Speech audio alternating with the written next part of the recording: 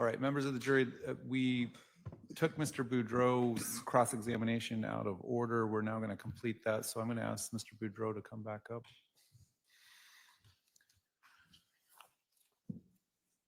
All right, sir, go ahead and have a seat on the witness stand. You're still under oath. I'll just remind you to try to speak into that microphone. All right, the defendant can start her cross-examination of this witness.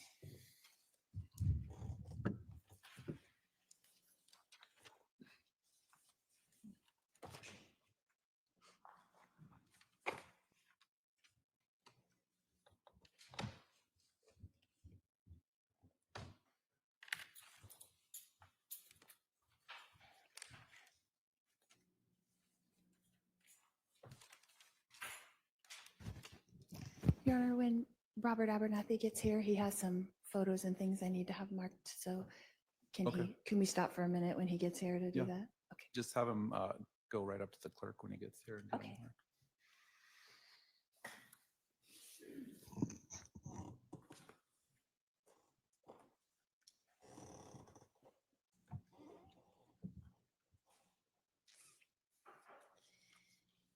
Mr. Boudreaux, you and I met in 2009, is that correct?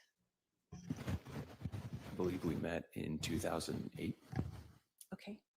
Before you got married, right? Correct. Okay. And you got married in 2009, is that correct?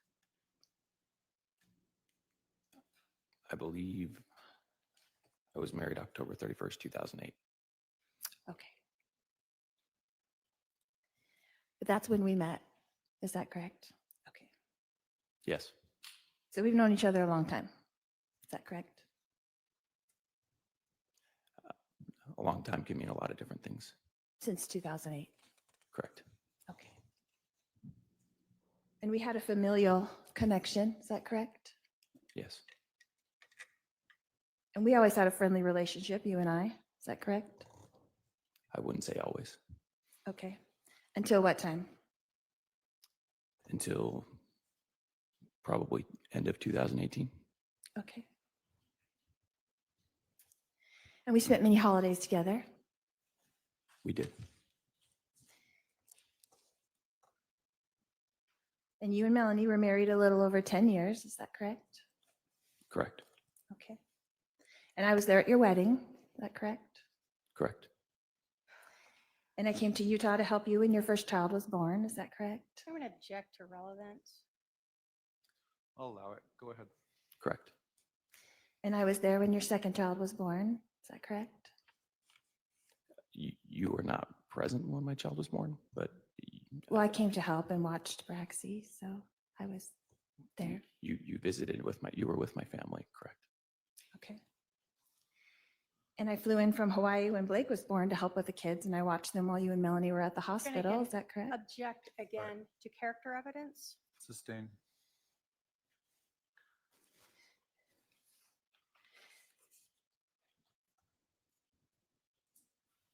And I did watch the kids when Breezy was born as well. Is that Your Honor, correct? I'm going to object and ask Sustained. to go into 405 soon.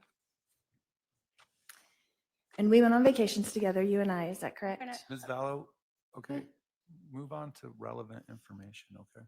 You've established you have a relationship with him that's close family relationship since 2008. So go ahead. And you came to visit me in Hawaii a few times. Is that correct? And Your Honor, I'm going to object. I'm just asking in the sense that it was him coming to me. All right. There's things that happened there that I'm going to. Approach. Okay.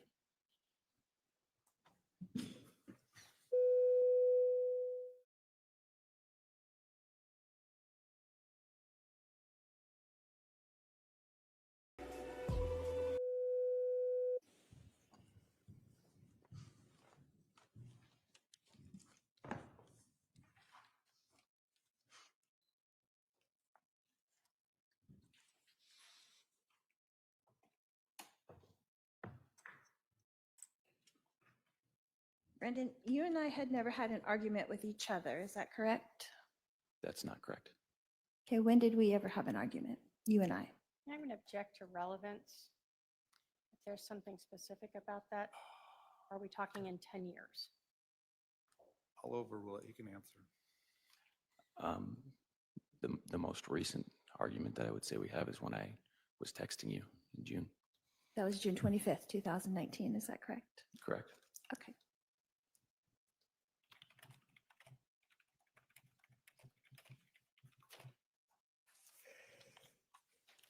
And had you been upset with me before that time? Are you talking about ever in our lives? Yeah. I'm sure we're all human. I'm sure there was times I was upset with you. Is there something specific that you were upset with me about before the June 25th text messages? Your Honor, I'm going to object to relevance if there's something more specific. Sustain. Were you upset with me about Juice Island? And I'm going to object as to relevance and 404. Sustain.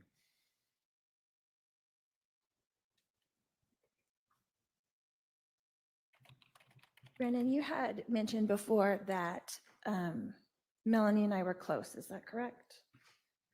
Correct. And you were aware that I loved Melanie. Is that correct? I can't say if you loved her or not.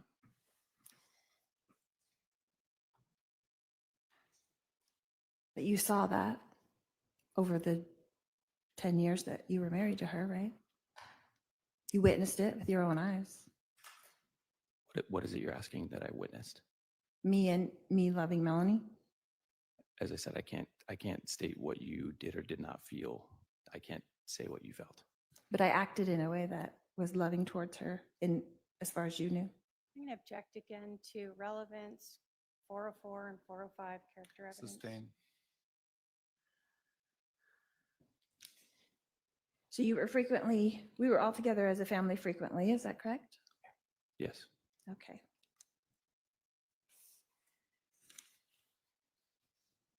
And there were times when we were at your house as well as my house, is that correct? An objection to relevance. Sustained.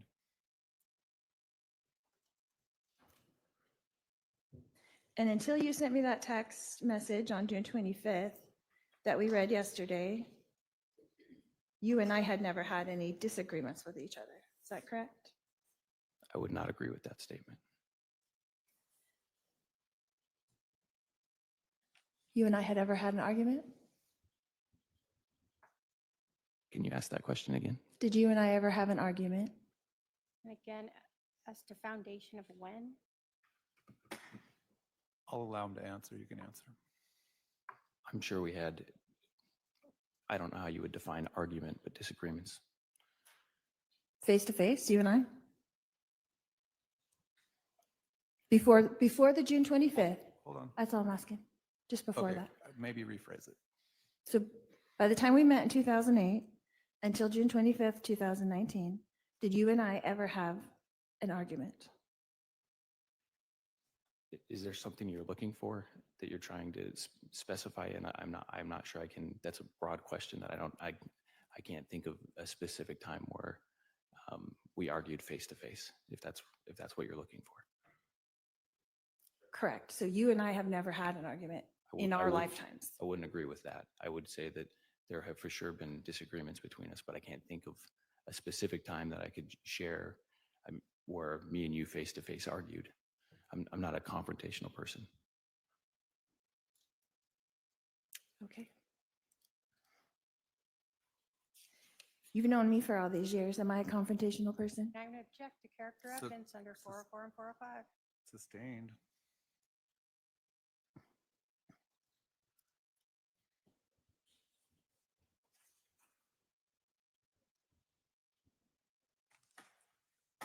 Would you agree that I supported you as a husband and a father to your children? I'm going to object to relevance. Sustained. So in your testimony yesterday, you talked about this long argument that you had with Melanie. Was that on the same day on June 25th, 2019? It was. Okay. And you said it was a long argument. How long did that go on? It started in the afternoon and it went through past midnight. So several hours. Yes.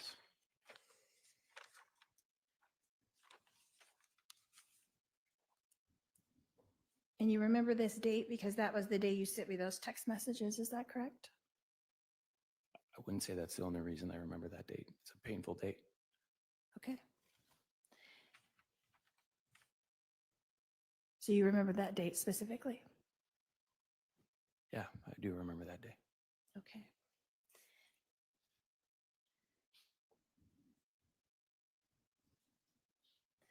And you had mentioned that this argument started as a result of Melanie not wanting to attend your grandfather's funeral, is that correct? Correct. Okay.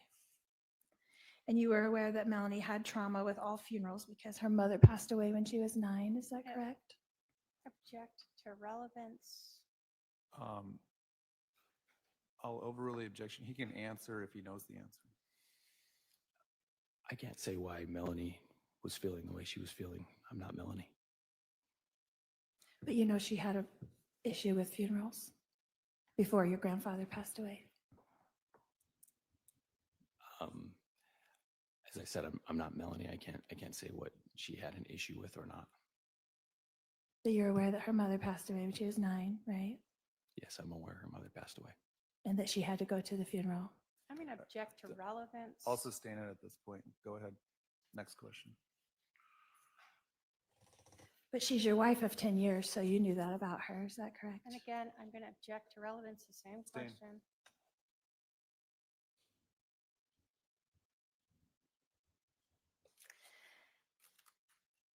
It's completely understandable that you would want your wife at your side at your grandfather's funeral, so a disagreement between a couple would begin over that issue. That's not Objection to far-fetched, right? testifying. That's a statement. Can you, if you want to phrase it as a question, go ahead. So your argument began because of this issue with not wanting to go to your grandfather's funeral, is that correct? Yes. And was Melanie upset or crying at that point? No, just me. Okay.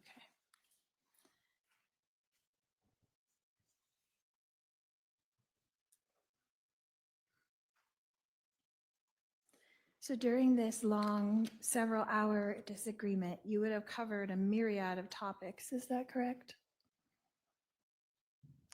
Can you define a myriad of topics? Just several different things probably came up during this very long argument. We talked about several different things, yes. Okay. And one of those things I had come up in the conversation, is that correct?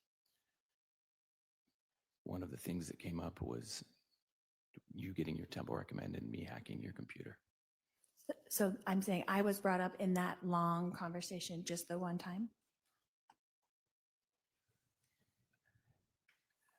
I don't know if I could say just the one time. It was quite a long time we spent on that particular topic, which was bothersome. Okay. So as you were trying to change the subject, Melanie was going back to that? As I was trying to understand why it was important to her, she focused very much on the subject, yes. Okay. And you had stated before that Melanie saw me as a mother to her, is that correct? I said a mother-like figure. Right.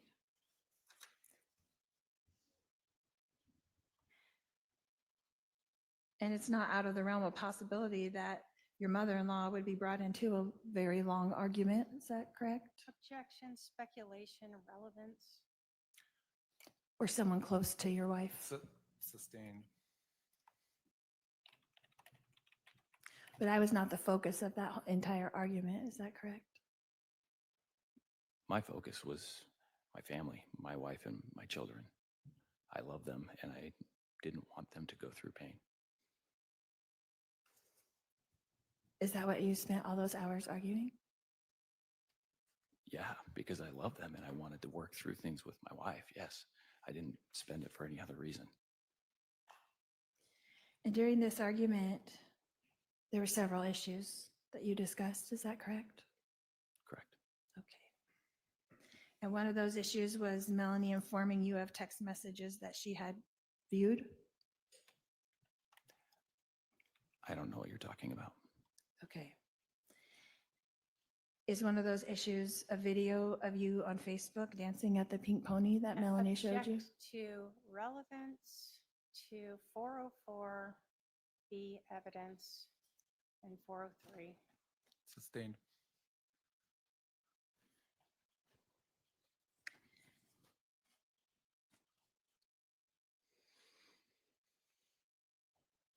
Did Melanie show you a video of yourself Object during again that to the same argument? manners. Sustained.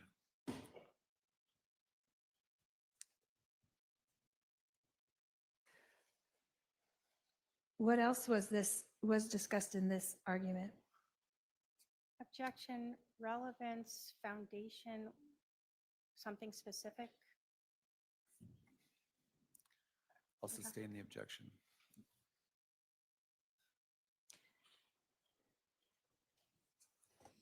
How many topics would you say were gone over during this long argument? I couldn't say.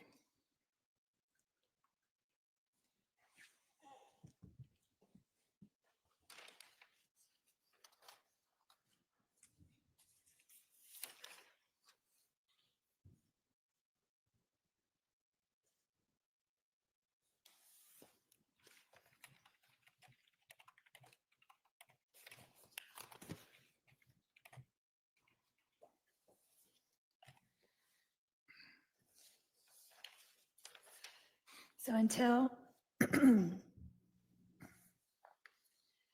did I ever answer the text messages that you sent to me?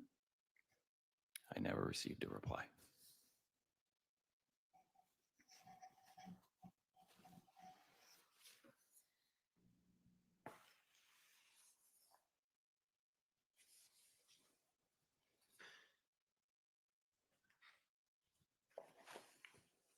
Were you at that point blaming me for that argument? In your mind? I think that the only people who can be responsible for ourselves is ourselves, so I was focused on myself and my wife. Okay.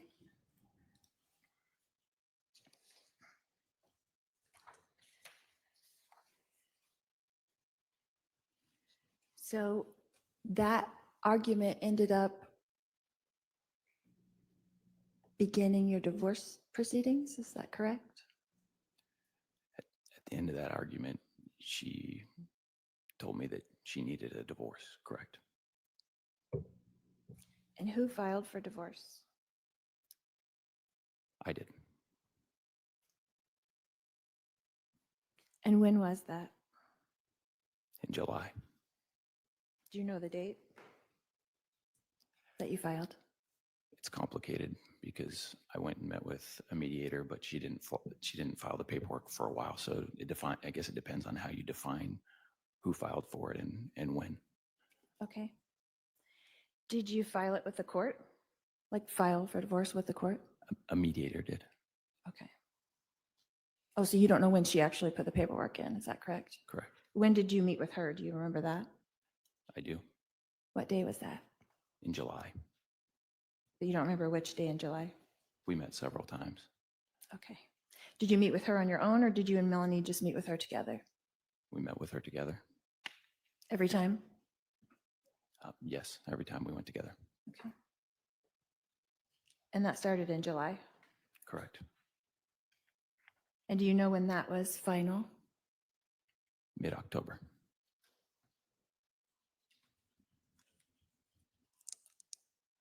And you were able to come to mutual agreements during that time? With the mediator? Can you give me more?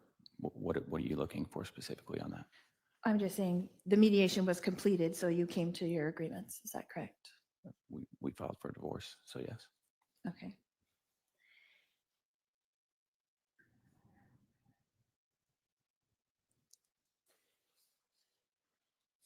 So when was it that Melanie moved into the rental house from the house that you were living together in? I believe I moved her on July 14th, I believe. I'm not certain. And then you stayed in the house until what date? Until my home sold. When was that?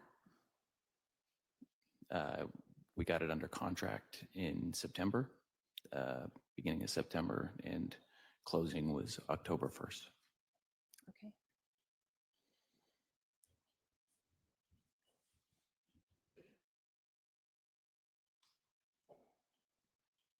And when did you move into your rental house? What day was that?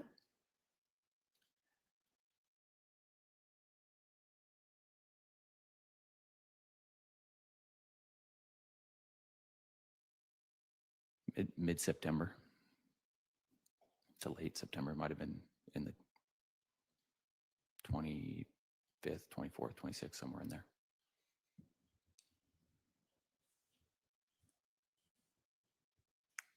And then you had schedule with the children, is that correct? Can you ask that question? I'm just saying you had agreed to a schedule with the children, is that correct? Part of our divorce, we had a schedule, yes. And so on October 2nd, all 4 children were with you, is that correct? It depends on what time you're speaking about. Well, they spent the night with you, so they would have woke up with you on October 2nd, is that correct? On October 2nd night, they slept with their mom. On October 1st night, they slept with me. Okay. That night turned into October 2nd, is that correct? If you're saying October 2nd in the morning, then yes. Yes, that would be, my kids would have still been at my house in the morning. Yes, okay. And then you had taken them to school, is that correct, in the morning? Correct. You said that you guys got up, you had food, you were getting ready, Yes. normal, typical morning, right? Correct. Okay. And then you dropped off your 2 oldest at their elementary school, is that correct? Correct. And then you took Breeze to her mom and dropped her off at the park, is that correct? Correct. And then you took Blake to his preschool and dropped him off, is that correct? Correct. Okay. And then where did you go from there? I went to the gym. What was the name of your gym? I'm sorry. EOS. And you worked out for, you said, an hour to an hour and a half? Yeah, I wasn't watching it super close, so I can't tell you exactly how long it was. Okay. And then you drove straight home, is that correct? From the gym, yes.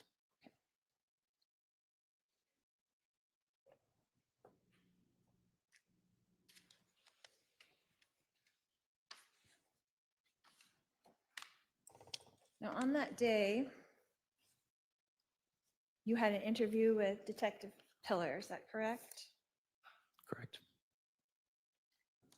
Is that the first time that you met Detective Pillar? Yes. Was on that day on October 2nd, 2019? Correct.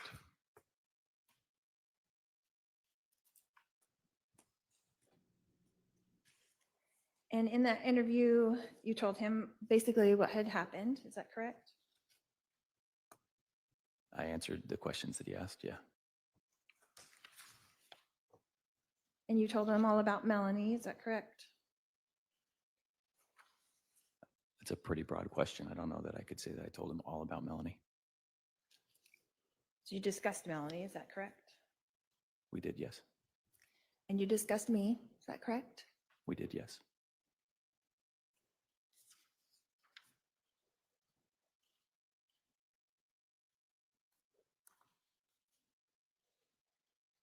And he had asked you kind of what happened, is that correct? He asked me what happened? Mhm. Yes, he asked me what happened. And you talked about your divorce, is that correct? We did discuss parts of my divorce, yes.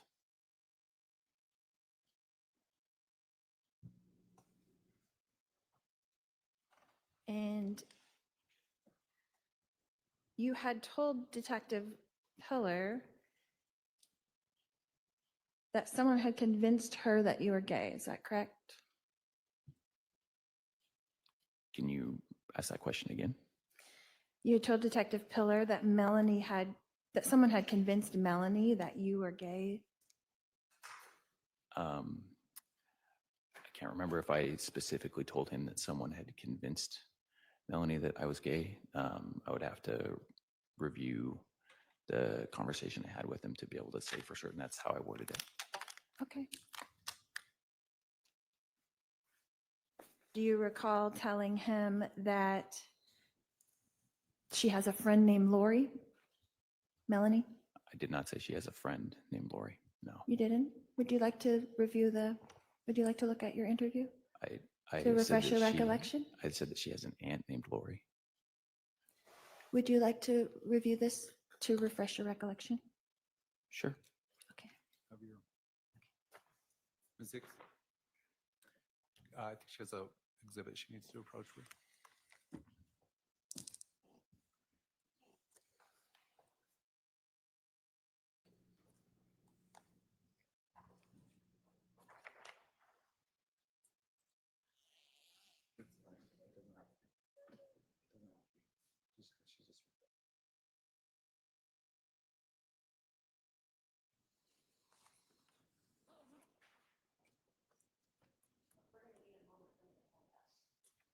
She just wants to show him to refresh his memory. I apologize.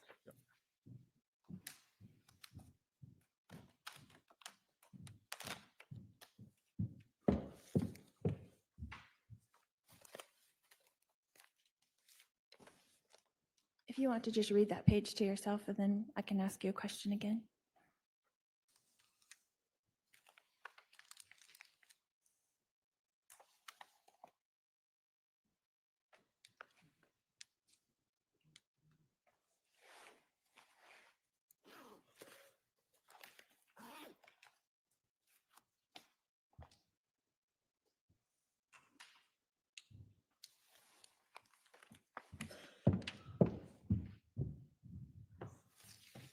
Okay, thank you.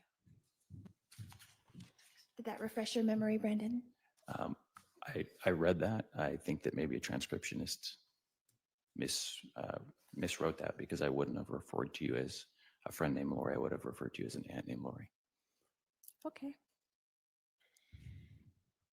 And it was me that you were talking about that convinced her that you were gay? Is that what you were referring to? In that context, I never said that Lori is the one who convinced Melanie that I was gay. Okay.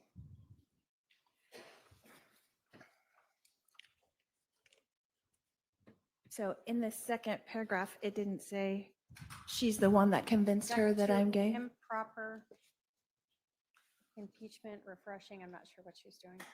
Sustained. Would you like to read it again? If you would like me to, I can read it again. Okay. It's line 251.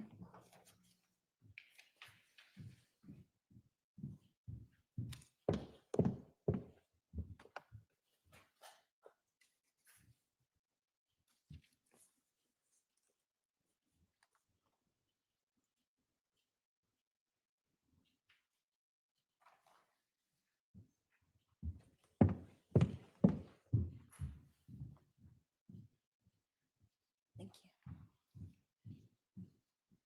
Did that refresh your recollection?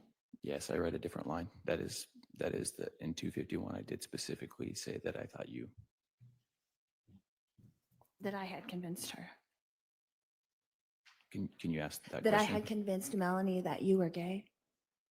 I said that I specifically thought that you had been involved in convincing her that I'm gay. Yes, correct. Okay. And so she did not show you herself a video of you dancing at the Pink Pony. Object Is that again, Your correct? Honor, to relevance to Sustained. 404B. It's all sustained.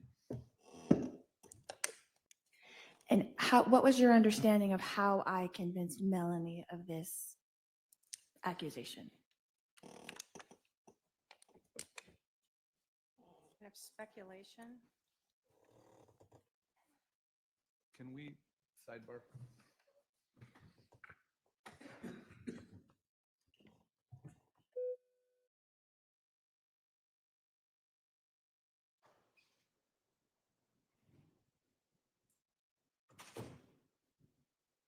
Please be seated. The jury is no longer present. We've concluded that sidebar. A record's been made. I would just caution the defendant again. She needs to be very careful, and she's getting into areas that could open a huge door that I don't think she wants open. I'm going to make another record at 10:24 to 10:25. We held a sidebar that I don't think made it onto the court record. That sidebar again discussed similar issues of if the defendant brings in evidence or testimony that she was a good person and no ill intent and those sorts of things, and specific acts of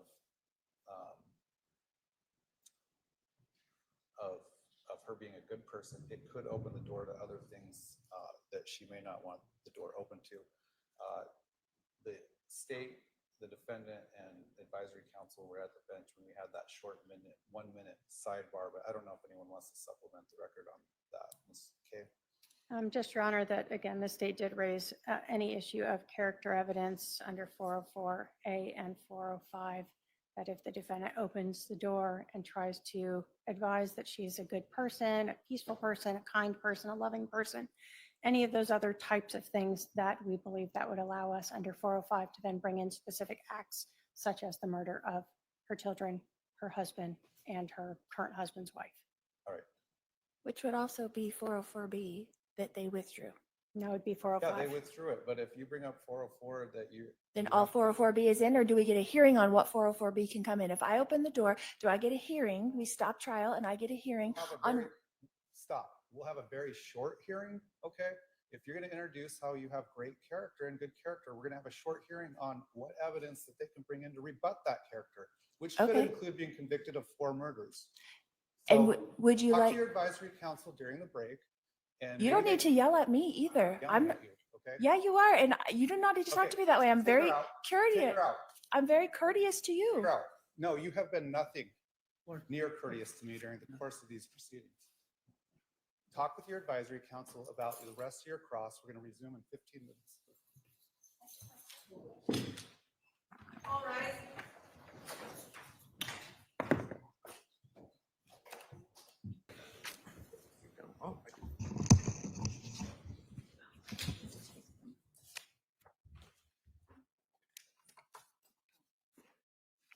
The parties are present, the jury is not present. Ms. Daybell, if you continue to ask lines of questions where I've sustained an objection, into areas where I've sustained an objection, if you continue to speak over me or the prosecutor when it's not your turn to speak, I will give you a chance to speak and make any record that's made. If you continue to do all these things, I may be forced to revoke your pro per status. I understand, Your Honor. I apologize. Are we ready to continue with the cross-examination? Yes, and I'm just going to ask a few questions of clarification. Go ahead. I mean, when we get up there, that's fine. Hmm? I'm just going to clarify a few things and then I'll move on You mean with me or with the witness? with the witness. Okay, go ahead and get ready at the podium. Jury, please be seated. Thank you. I just had to take care of a legal issue. We'll continue with the cross-examination of this witness. Go ahead.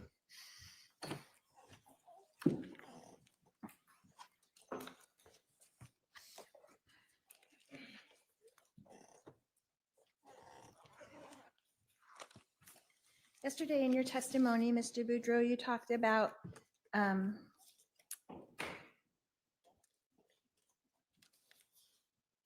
your argument on July 25th. Is that correct? I mean, on June 25th with your wife. Is that correct? Correct. Okay. And you had had marital problems in those 10 years or no? Objection relevance. I'll allow it briefly. Go ahead. Can you define marital problems? Well, like a course of contention. Were there other courses of contention in your marriage during those 10 years? If you've been married for 10 years, there's definitely times where you don't agree. Absolutely. So would the fact that you traveled a lot during those 10 years been a course of contention? I'm going to object to relevance. Sustained. But there are other issues besides what happened that day on June 25th. Is that correct? Can you re-ask that question?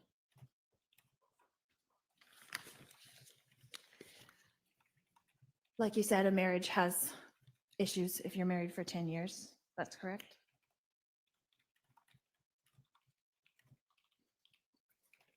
I'm not sure I understand the question that you're asking. Can you ask it one more time? Okay.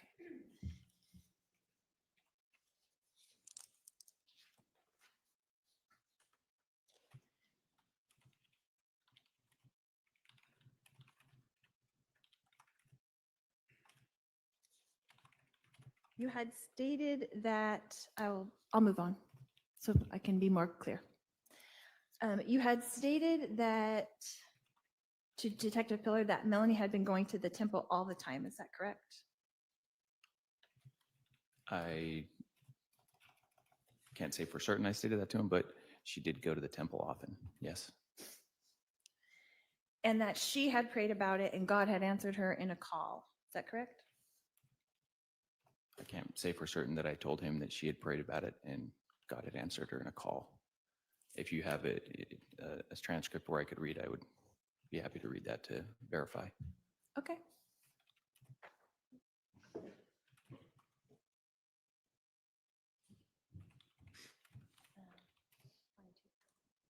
That's line 240 and 241.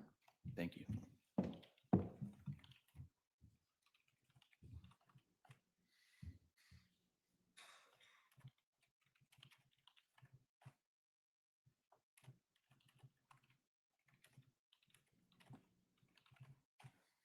That's not what I read there.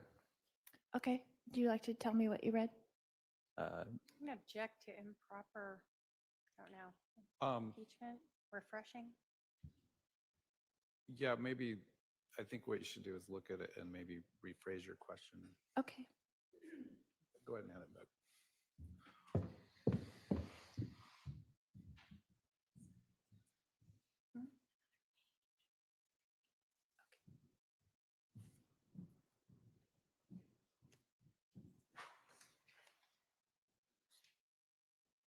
So you had said that God answered her in a call. In reference to the temple, In reference to Melanie saying that she thought you were gay. I did in her saying that she thought I was gay, but that didn't have anything to do with the temple, which was the question you were asking me earlier. Yeah, so I was saying she frequented the temple. Is that correct? Yes. Okay. That was a separate issue. So I was asking that she was convinced of this because God answered her in a call, is what you told Detective Pillar. Is that correct? What is of this? Of the fact that she was saying that you were gay. I'm sorry, I'm not trying to be, can you ask that question again? I'm trying to get to the fact that she had her own personal revelation of that idea about you. I can't say what she was thinking. I can't say why. But she had made conveyed choice. that to you, that she had a God answer her in a call. I'm going to object to hearsay at this point. Sustain. Where did you get that information? Which information are you asking? Okay. The information that you gave to Detective Pillar that God answered in a call. What was that in reference to? The line before it was me explaining that I'd have to read the line again. I can't say exactly, but my understanding is that you're speaking about me referencing her talking about me being gay. Correct. And you're saying that she's the one that prayed about it and God answered her in a call. Is that correct?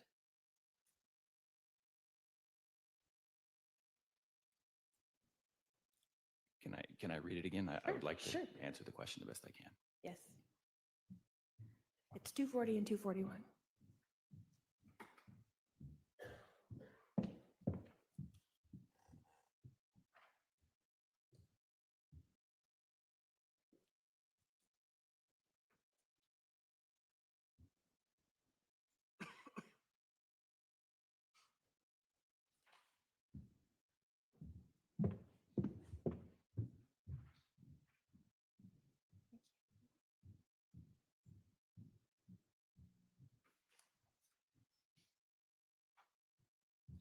So that's what where did you get that information that you gave to Detective Pillar that she prayed about it and God answered her in a call? I can't tell you for certain. I'm guessing that what I was sharing with them there was pertaining to my thoughts on our conversation from June 25th. Okay, so on June 25th, Melanie conveyed to you that she had this belief about you herself. Is that correct? On June 25th, Mm-hmm. Melanie told me that she believed that I was gay. Correct. That she herself had that belief. Yes. Not that that belief had come from me, but that belief had come from herself. Are you asking me whether or not I think that that belief came from you? No, I'm saying, did she convey to you that she had that belief, period? Yes. Okay. And then later in the next line, you tell Detective Pillar, you convey to him that I convinced her of that fact. Yes. Okay. What made you believe I convinced her of that fact? Conversations I'd had with Charles Vallow. Okay. So did you hear me tell that to Melanie Boudreaux? No.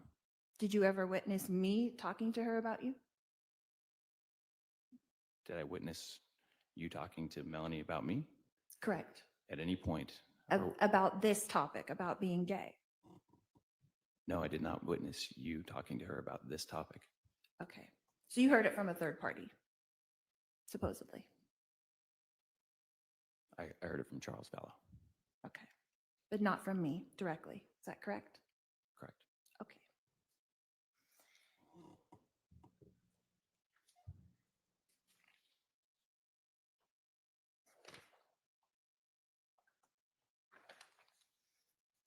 So on this day, on October 2nd, you conveyed these things to Detective Pillar. Is that correct? That she has a friend named Lori. Can you ask that question again? Yes. To Detective Pillar on October 2nd, you conveyed to him that Melanie has a friend named Lori. As I stated, I think that that's a typo. I believe I said aunt named Lori. Okay. So she has an aunt named Lori, which would be me. Is that correct? Correct. And she's the one who convinced her that I'm gay. Is that correct? That's, yes, correct. But you didn't get that information from me or from Melanie. Is that correct?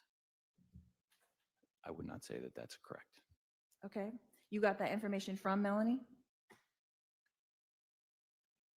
I got what information from Melanie? Did you get information from Melanie that I convinced her that you are gay? I inferred from conversations that I had with her that you were the one convincing her that I was You gay. inferred from conversations? Correct. Okay. But she did not convey to you. Lori's the one that convinced me, and I know this now to be a fact because Lori is the one that convinced me of this. She never said those words to me, no. Okay. And she showed you a video that she found on Facebook. I'm going to object I'm not gonna say- again to Okay. 404B evidence, to extrinsic evidence, to relevance, to 403 evidence. Okay. Sustain. We're not talking about the video. But she had her own reasons that she personally believed these things that had nothing to do with me. Is that correct? Asked and answered. Well, I'm And also going to relevance. sustain the form of that question on Melanie's belief. Melanie conveyed to you that she had several reasons why she had this why she was making this accusation to you. Is that correct? I can't say how many reasons she said. It's been a long time. But I mean, we discussed it at length for a while, and both parties shared their reasons why it was confusing. Okay. And so Detective Pillar had asked you if she had any sort of evidence to this. Is that correct? I believe he did, yes. Okay. And would you like to see your answer to that? I would love to, yes. Okay.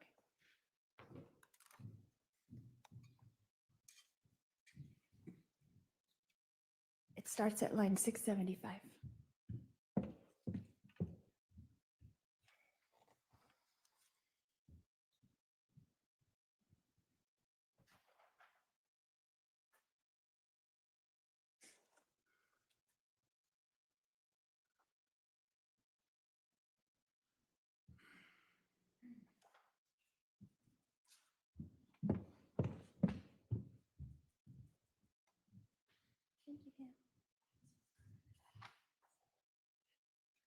And what did you convey to Detective Pillar at that time when he asked you what sort of evidence that you had? I told him that it's silly evidence. I'm sorry, what? It's silly evidence. You told him there was silly evidence? Yes. What did you tell him specifically? Your Honor, I'm going to object again as to relevance. Well, it's also hearsay, sustained.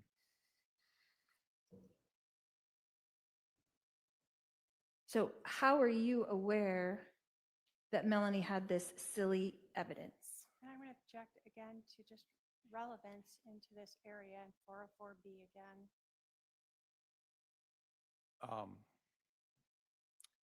He can answer the question, how was he aware where he got this information? But other than that, the objection is sustained. From conversations with her. Okay. So she didn't show it to you? She just talked to you about it? Again, object, Your Honor. I don't know how many Su- times we can object. on Sustained. this. Let's move on. So you called it silly evidence and vague evidence, is that correct? I'm not sure about vague. I could have.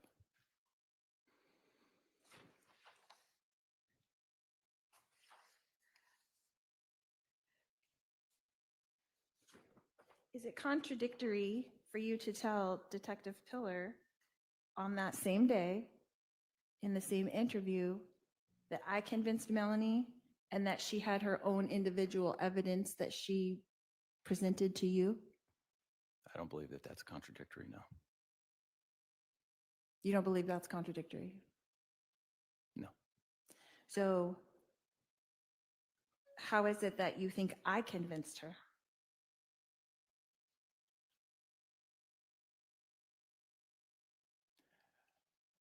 As I shared, I had conversations with other people who shared that that was something that you were doing.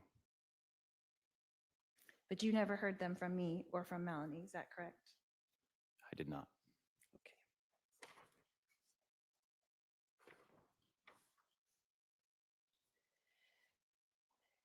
When you were talking to Detective Pillar that day, he had asked you, have you ever seen that vehicle before? And I'm sure he's referring to the Jeep Wrangler. Do you remember what you answered him? It would be great if I could read it. Okay.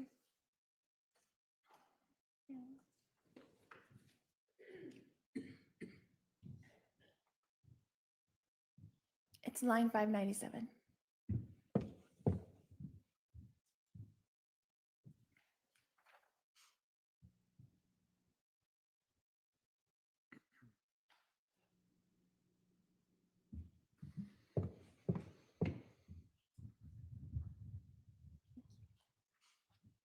Did that refresh your memory?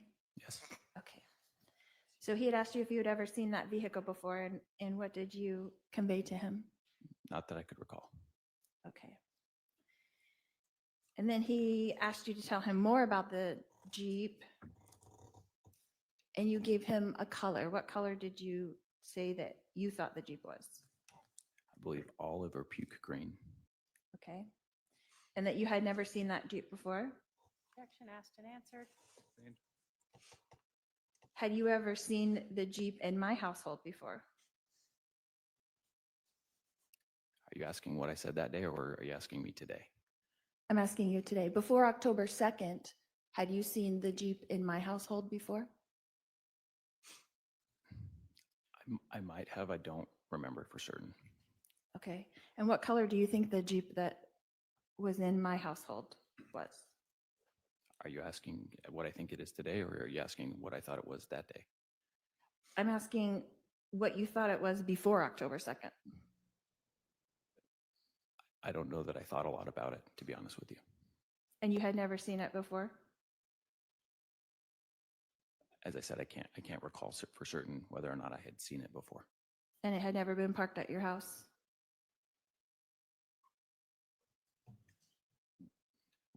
Which house are you talking about?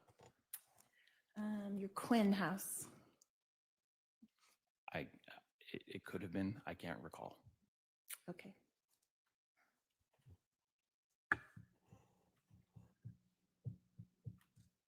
And so before October 2nd, you were aware that there was a Jeep Wrangler in my household, is that correct?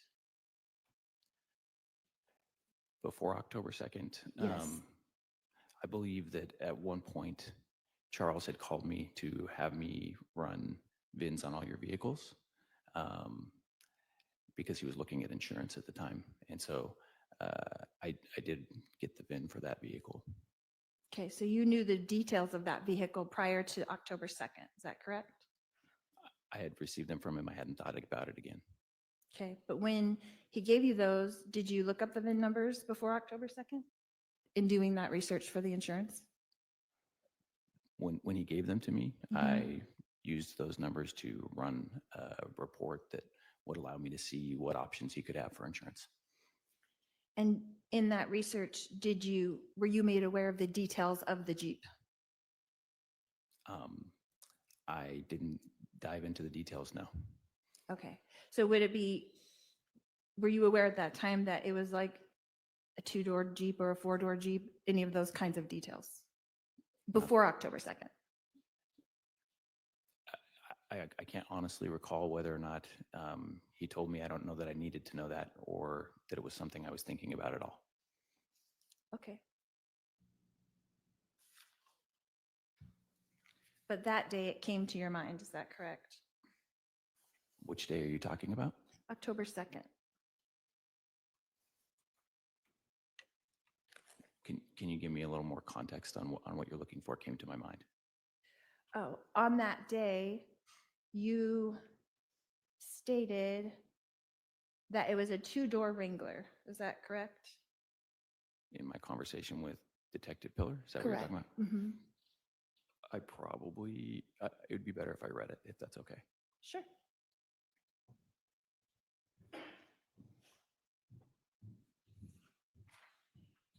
It's 6:02.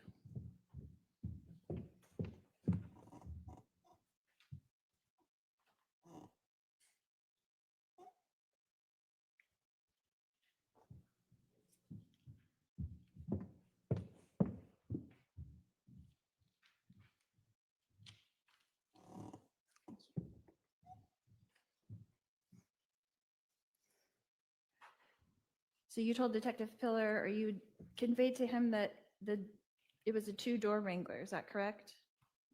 When we're talking about the Jeep that I saw that day, yes, I saw a 2-door Wrangler. And so my question is, were you aware if the Jeep Wrangler in my household was a 2-door Wrangler or a 4-door Wrangler prior to October 2nd? As I said earlier, I didn't think about the Jeep that was in your household prior to October 2nd. It wasn't something I had ever thought about other than taking a VIN and running it for insurance for Charles. Okay, but that's how you acquired the VIN number for that vehicle? That is how I acquired it. And when was that about? About what time frame? I couldn't even tell you. I can't remember. When did you start doing that car insurance business, auto insurance? The end of 2018, some point after, towards the end, one of the last few months of 2018. Okay. So sometime within that year, he had you run all those numbers just to see if we could get a better insurance rate. Is that correct? Yeah, I couldn't tell you when exactly. Okay.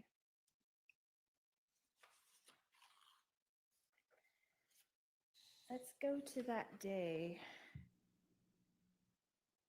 of October 2nd.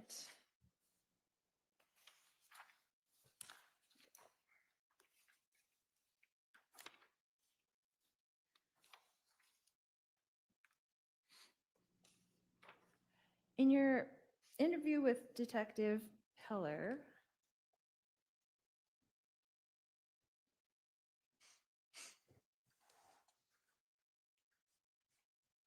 you had mentioned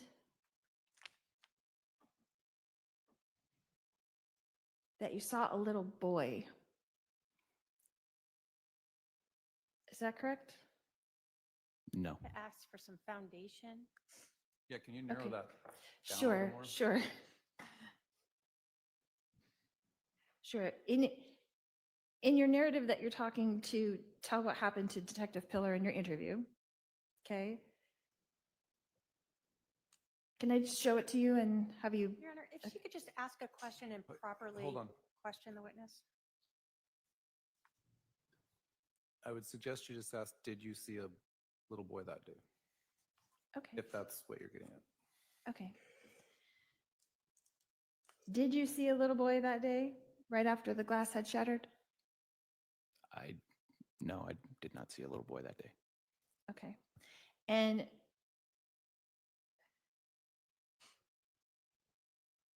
why did you tell that to Detective Pillar if you didn't see a little boy? I don't believe I ever said that to Detective Pillar. Okay, would you like to see your interview? Sure.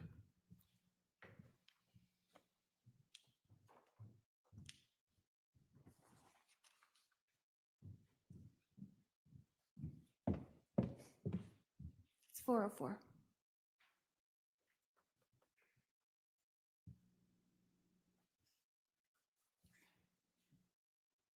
You might want to read that whole paragraph to get some context.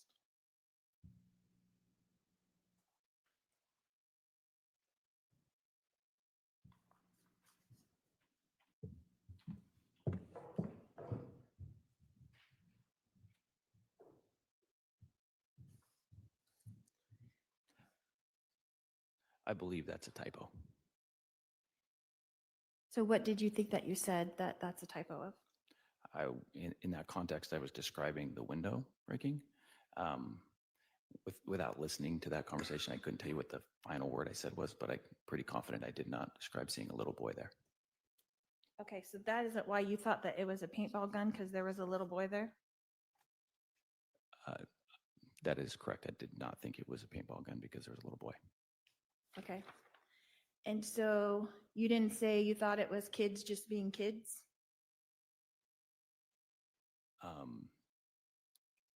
I'd have to review if there's a line where I talked about that. Okay.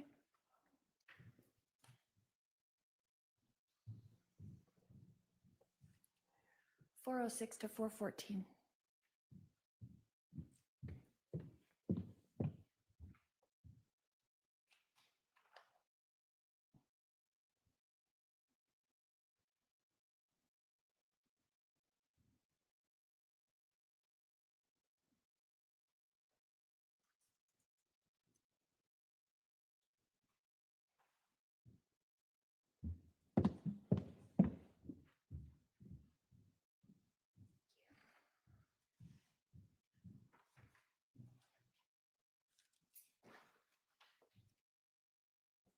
So you conveyed to Detective Pillar that you saw a little boy, you thought it was like a paintball gun or something? I'm going to object to that him correct? saying that. He did not say he said that. Right. Sustain. So after reading that, do you recall saying something like that? The context of what I was saying there was I was describing my thoughts that I was talking to the dispatcher when I mentioned the paintball gun. And the context that I was explaining was that my window was broken. And so without seeing a bullet, as I've described earlier, I thought possibly it could be a paintball gun. Okay.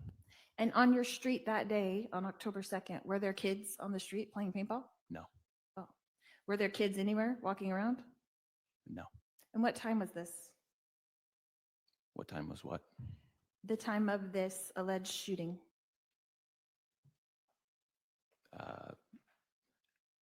I can't say the exact time without looking at when I called 911 right after. So whatever time that was that I called 911. Okay, so in the morning time, right? Correct. And it was like a bright sunny day that day? Correct. Okay.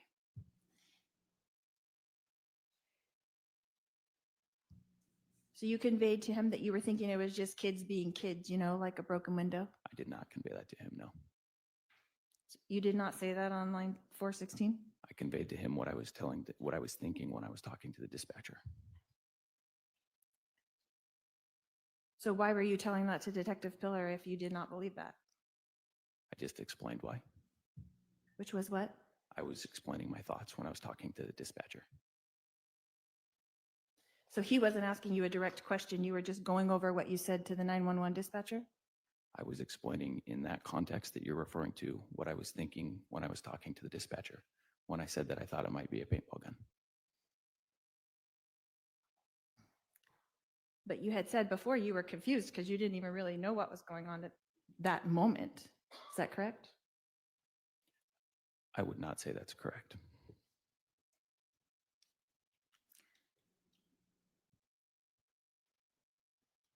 So you did not convey that maybe somebody really didn't shoot over here? As I said, I was explaining to him in that context about why I had said to the dispatcher that I thought it might be a paintball gun. But you didn't believe it was a paintball gun at that time? Which time are you referring, when I'm talking to Detective Pillar or when I made the 911 call? Both. When I made the 911 call, I thought someone was shooting at me. But as I explained, I had the thought nothing had come through my window. So perhaps it was a paintball gun, which I shared with the 911 operator. And when I talked to Detective Pillar, I was certain that someone had shot at me. I could see the bullet hole in my car. And as soon as I saw that, I knew for certain that all of the other things made more sense. And that was exactly what happened. Okay. So yesterday you talked about you kept driving, right? After Yes. you were shot at. Is that correct? Correct. And then you went up to where the park was and pulled over. Is that correct? Correct. And then you made a U-turn Correct. and went back to the house. Correct. So you didn't go around the block, but you went to the, just so I understand, you went to the pool, pulled over, turned around and went straight back to the house. It's a big loop. You can drive either way. I ended up driving the full loop. I think everybody has seen how those streets work. So Correct. I did a U-turn up by the park and I came down around the other side and looped back. Okay. So after the U-turn, you did the full loop around. Yeah, I finished the loop. Okay. That makes more sense to me now. Thank you. Then what, you drove back into the driveway? Is that correct? Did you go into the garage? I did not go into the garage. So you stayed out of in the driveway, is that correct? I got out of my car and like I said yesterday, it's a little bit hazy, but I waited and stayed on 911 until the police officer arrived. Okay. Was your garage door open or closed? As I explained, when you drive that Tesla, it automatically opens the door when you hit it inside of a certain range. It didn't trigger in the initial drive-through when I was shot at, but when I pulled in my driveway, it triggered. So the garage just automatically opens. Okay. So when the shooting occurred, the garage door was not open, but after you came back around the loop and drove into your driveway, it did open that second time. It opens the garage when you pull up, yes. Okay. And you did not drive into the garage, is that correct? Correct. Okay. You stayed in the driveway. Correct. And did you stay in the exact same place where they took all of the photos of the Tesla? I put my keys up on the dashboard and I didn't move the car until they were done. Okay. And so we heard you on the 911 call where you stepped out and removed the window and then got back in. Is that correct? Like I said, it's a little hazy. What happened is when you put that car into park, the door will automatically open. And the door automatically opened, the window fell.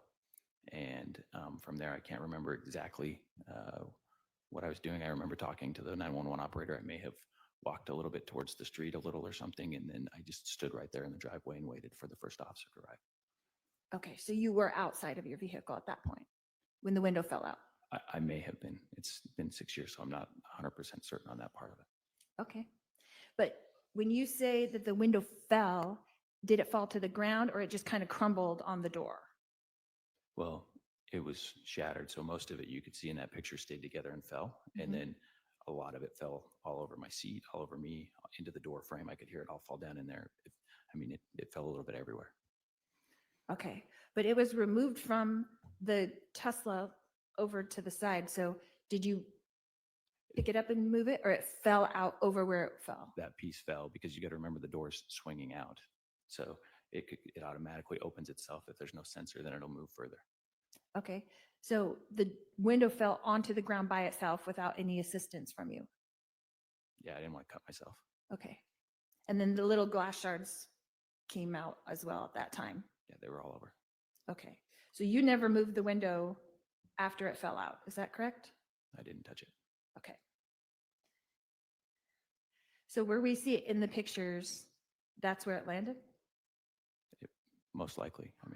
I can't tell you for certain. Okay.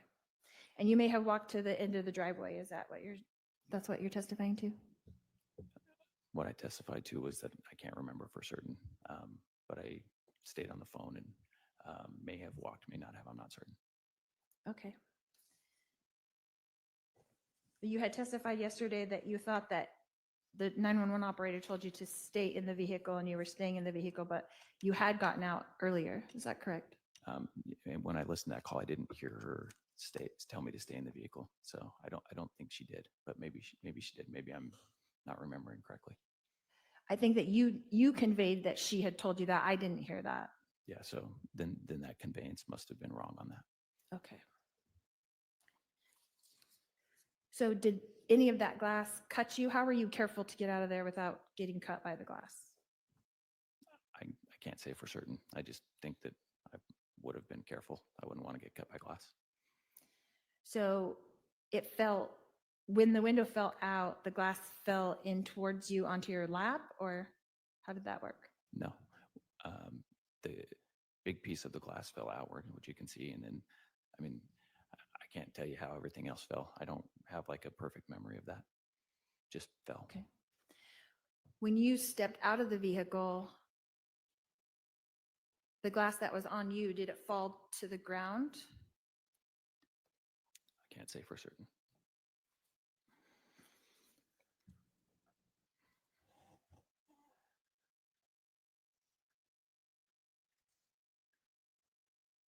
And when the police arrived, where were you located when they first drove up? I believe I was located in my driveway or right near my driveway, and it was a woman who came. Okay. And if you thought that you had just been shot at, were you not worried about standing there in the driveway where someone could drive by again? The person that shot at me was in the Jeep, and I had seen them leave. Of course, I was scared for my life, but I was told to go back to my house, so that's where I went. And I know it all happened quickly, but you were not worried about them maybe doing the loop and driving back around? There's a lot of thoughts going through your mind when that happens. Okay. And who arrived first? Who arrived first? Was it Officer Rob? I can't tell you anybody's names. Okay. A woman, Female officer. female officer. Okay. And she began questioning you, is that correct? Yes. And you began to tell her what had happened. I did my best to explain what happened. And she, at some point, had taken her pin and stuck it in the bullet hole. Is that correct? I don't remember that. And where were you standing when you were talking to Officer Rob? At what point I talked to her for a little bit, so we moved around. Were you on the driveway We talked on the driveway, initially? I believe on the sidewalk, yeah. Okay. So was she trying to get you out of the crime scene area where the glass, all the glass was? I can't say what she was trying to do. I'm not a police officer. When was it that you called your friends to come over? After I saw the bullet hole, realized that I was really close to being shot. I think a little bit of shock kicked in. I remember feeling a little overwhelmed, and I remember they were very considerate. They, I think when my hands even started shaking, I remember. And then they told me, do I have someone that can be with me? And then my first thought was my dad, you know? He's kind of my strength. And then after that, I thought of my friends. I have 2 really good friends, and that's what I remember is they said I could call them. And so they just came and tried to make things lighthearted, make things easier. So was that Officer Rob that gave you the permission to call your friends? I can't tell you for certain. So was that after she finished questioning you on the events of the day? I can't tell you for certain on that either. I don't know. Was it before another officer arrived? Like I said, I can't tell you for certain. And how long did it take for your friends to show up? I don't know. I probably was in a little bit of shock. I don't remember how long any of those things were. Okay. And you had 2 different friends that showed up. Did they come together? I think they came separate. And at that point, when they arrived, was the crime scene tape already up? I don't remember. And so they would have had to park outside of the crime scene tape, or you don't know? I'm sure they did. I don't know, though. I can't testify to that. And so they stayed with you during that whole day? Yeah, they were awesome. They dropped everything and they just spent time with me. And they stayed until the police left? They did. Did they stay after the police left? Yeah, they did. And you guys went into the house at that point? Yes, I did. Okay. Did any of the offers enter the house? Any of the officers or any of the detectives? You'd have to ask them. I think they said they had to clear the house, but I can't remember. Like I said, I think I was in a little bit of shock for a little bit there. And do you know if any of the officers entered the garage?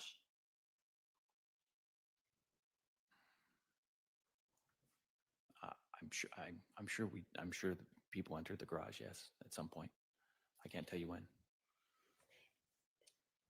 And when you got on the phone and called your friends, did you call them or did you just text them? I don't know. I'm not sure. And who was it that came to help you that day, your friends? My friend Mark Bell and my friend Chris Pierce. Did either of them get interviewed by the police? You'd have to ask the police. I'm not sure. Did you see any of them getting interviewed by the police? Did the police ask them direct questions in front of you? I can't recall. So by the time they arrived, were you done with your interviews with police? No. So when you were having this interview with Detective Pillar, where were your friends? When I left for my interview with Detective Pillar, we were all sitting in the shade over underneath a tree. I don't know where I was with Detective Pillar, so I don't know where they were at that time. And where was your interview conducted with Detective Pillar? Inside of his car. In a police car? Yeah. Okay. And about how long do you think this interview lasted? It's a long time ago. I don't know.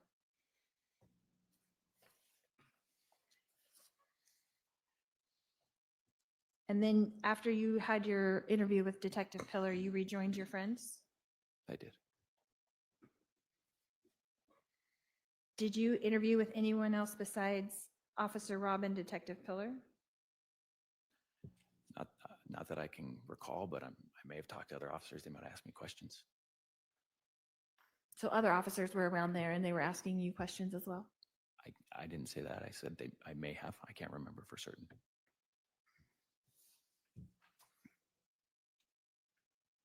So there were several people from the Gilbert Police Department in your vicinity on your property? It seemed there was a lot of police there because a shooting occurred, I assumed. Okay. I don't know the police process. But you don't remember anybody else asking you any specific questions? Is that correct? I don't remember any questions that anybody specifically asked, and I don't remember if they asked me questions or not. Any follow-ups to what Officer Rob had talked to you about or anything? Not that I remember. Okay.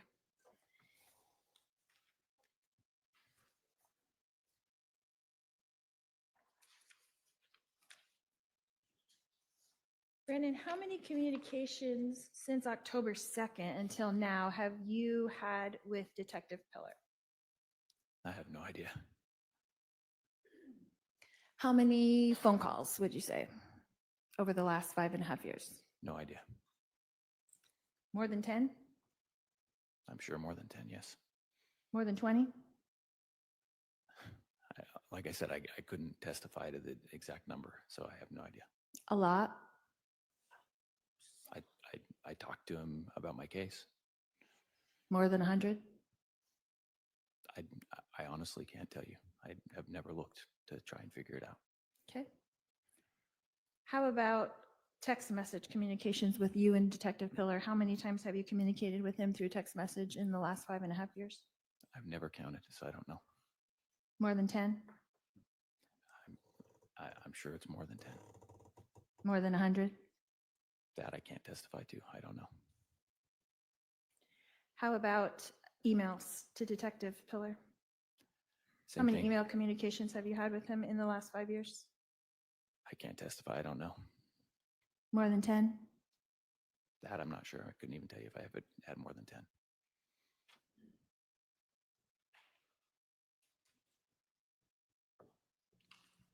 And then I'm going to show you what's marked as potential exhibit 192, defense exhibit. Can I see it first?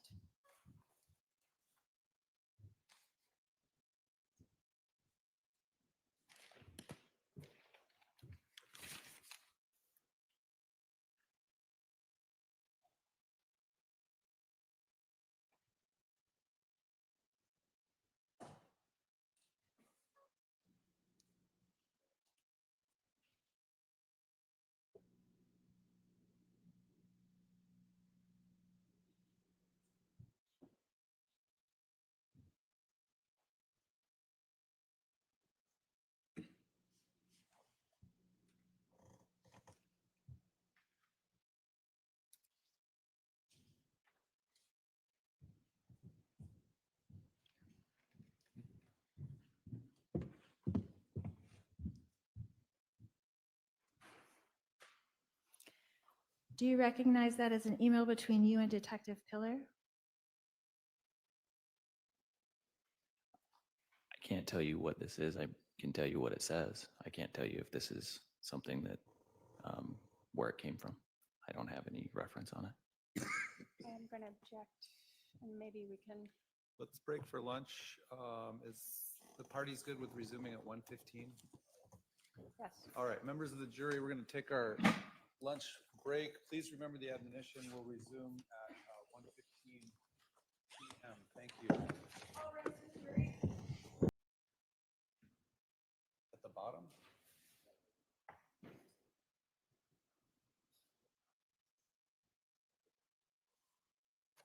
That's, okay, hold on. Make sure everyone can hear you and the court reporter can. I would have to ask to see that as well. I don't. So know what she's the talking last about. line was Detective Pillar writes, is it Pillar or Pillar? Pillar, like a pillar in a building. Pillar, Detective Pillar writes, this information is requested so we can see if Melanie has any financial gain from your death, basically, correct? Correct. Okay, so that creates motive for Melanie. It seems like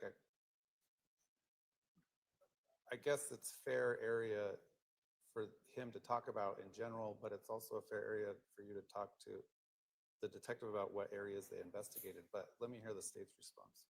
But as far as that particular email comes in, I mean, I suppose you could ask some questions about it, but let me hear from the state. Judge, obviously that's one, a conglomeration of emails, so I don't know that that fully covers everything. Two, I guess the defendant has never raised a third-party defense. I'm not sure if she's trying to say that this was all Melanie Boudreaux, but that is actually an open investigation that is still ongoing. The state has obviously in trial referred to her as an active member of this conspiracy. So I'm not sure if she's trying to admit that or just question him if he was providing information to the police. But the last thing I will, again, just in terms of opening the door, is she's made a big deal about the number of calls and text messages. And as I've indicated, there is still an open investigation against Melanie Boudreaux. And so many of that information might relate to that case, or it might also relate to the Tammy Daybell case, because there was information about that, as well as the Charles Vallow case. So to infer that all of those conversations related solely to this defendant, this incident, October 2nd, is probably a little disingenuous. Were you intending to enter that as an exhibit, or just ask, were you asked to provide information that Melanie might have a motive? I would like to admit it, and I would like to question him on it as well, yes.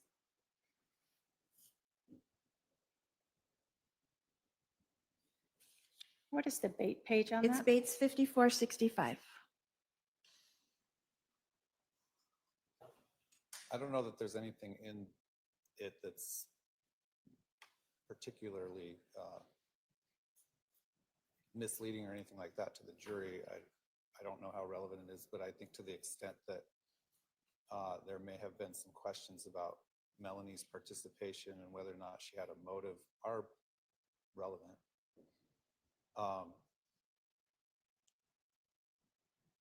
What's the state's response, I guess? I know she didn't notice third-party defense. I guess I'm asking now, is she doing that? Obviously, I have a right to know before the trial ends if that's an active defense she's asking for. I'm not, Your Honor. I'm trying to say the connection that I've been accused of with Melanie connects me to Melanie. So that's why I'm trying to establish, how am I connected to this? I didn't have a financial gain here. This is the financial gain through Melanie. This is conversations between the detective and Brandon And that I obviously, want to question him on. I'm not trying to blame Melanie. That's my point. I have Well, not alleged a financial gain for the defendant, so I What was that? I'm sorry. said I have not alleged a financial gain. I've not alleged much of a motive because we are trying to keep out much of that. So I guess, again, if we're going to start going into motives, then we have prior instance of the defendant having financial gain in the previous trial that we did here. So if we want to go into the whole overarching financial scheme and cult activities, then we can do that. But again, the state had decided not to bring in any of that. If we're going to do that, then obviously we'll change who all of our witnesses are. All right, let me, rather than just make a knee-jerk ruling, I'll think about it. We'll take this up at about 1:10. So please be ready to go at 1:10. In relation to exhibit number 192 that we talked about before break, the defendant may ask the following question. You may want to write this down. In February of 2020, while this case was being investigated, did Detective Pillar ask you to provide any documentation which might support whether Melanie had a financial motive for your murder or death, however you want to phrase that? The state may also ask follow-up questions on whether or not any financial motive existed, such as a life insurance policy. I don't know the answer to that, if she was the beneficiary of a life insurance policy. Additionally, the defendant has opened the door somewhat, and for now, the state may ask in redirect a question along the lines of, all the communication you had with Detective Pillar in the last 5.5 years was not solely about this case, correct? Some of your communications with Detective Pillar were related to a separate investigation, correct? To the extent the door gets opened further than that, I guess depends on where the defendant goes for the rest of her cross. I don't see any reason to actually introduce that Exhibit 192 because it has other information on there as well. So that's the ruling.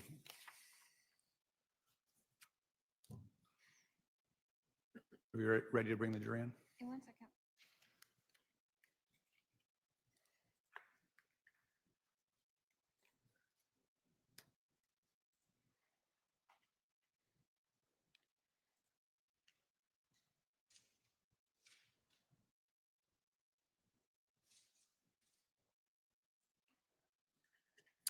And just to get ahead of the ball, when Detective Pilar eventually testifies, you would also be allowed to ask if he sought that type of information and why he would seek that type of information.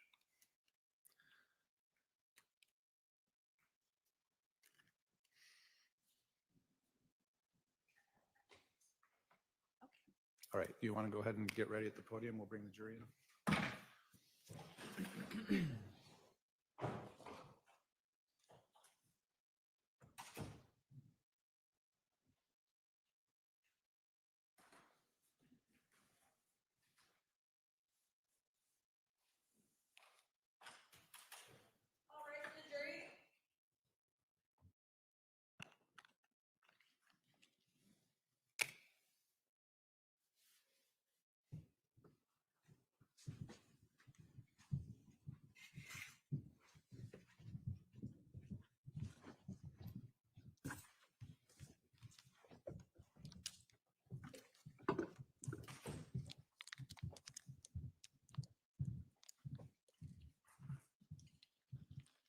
All right, please be seated. The jury is present. You can continue with your cross of this witness.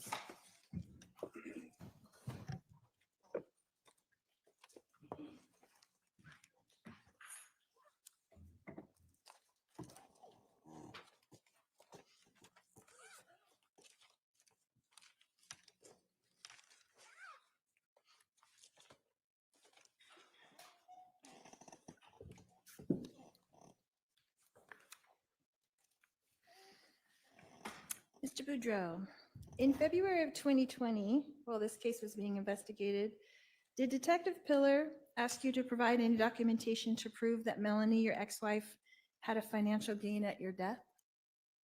Yes, And did you provide that information to him? I believe I did. How many documents would you say that was?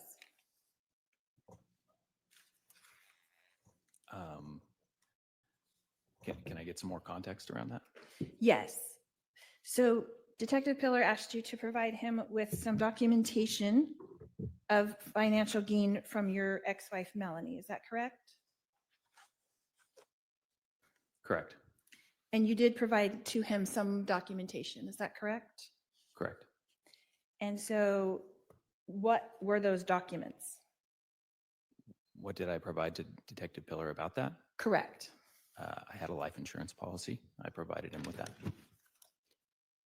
What else?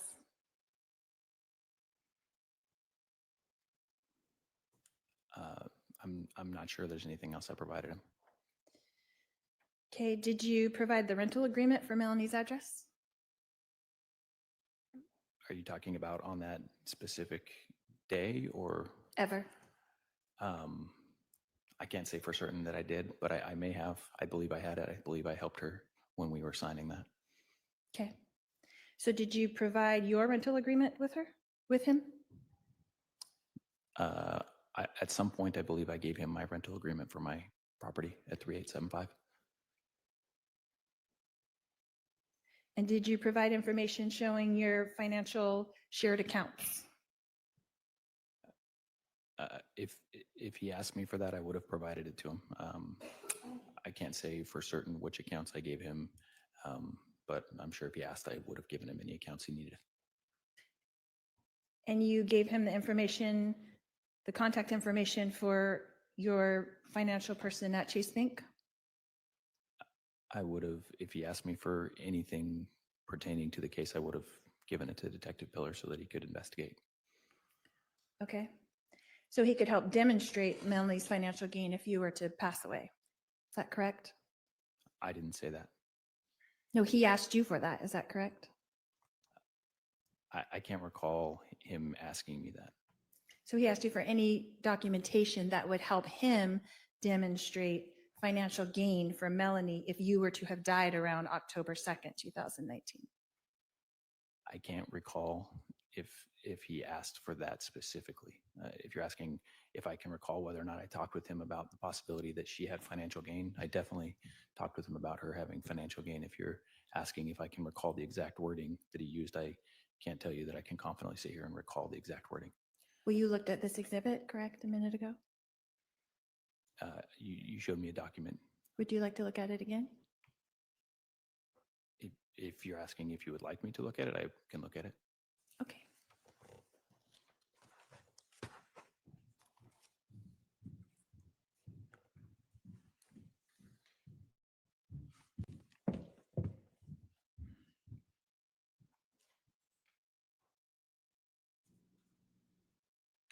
It's the last line.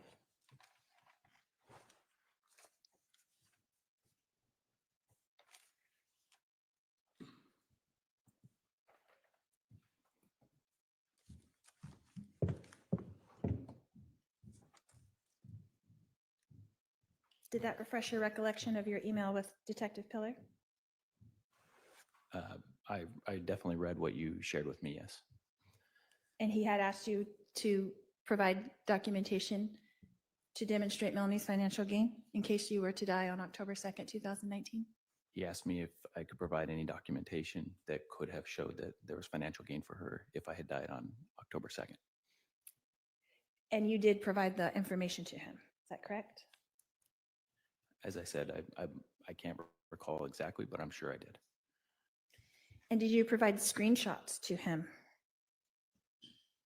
I'm going to object or ask for foundation of what? Screenshots. Sustained, please lay more foundation. Okay.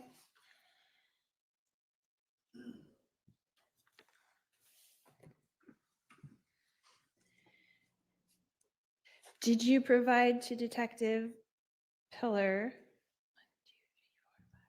6 screenshots in response to this email where he asks you for that documentation? I gave Detective Pillar my phone, so they had literally every conversation I ever had. So I'm sure he would have had access to any conversation I'd had with someone Okay, and when was that you turned your phone over? at the time of the shooting. So on October 2nd? Correct. So in February of 2020, February 12th specifically of 2020, did you provide to Detective Pillar 6 screenshots of messages to him for this purpose of demonstrating Melanie's financial gain? As I said, I had a lot of conversations with Detective Pillar. So if you're asking for one specific conversation, I can't tell you right now that I recall exactly what I would have given him in February of 2020. Okay. Would you like to look at this? If it would help, sure. Okay.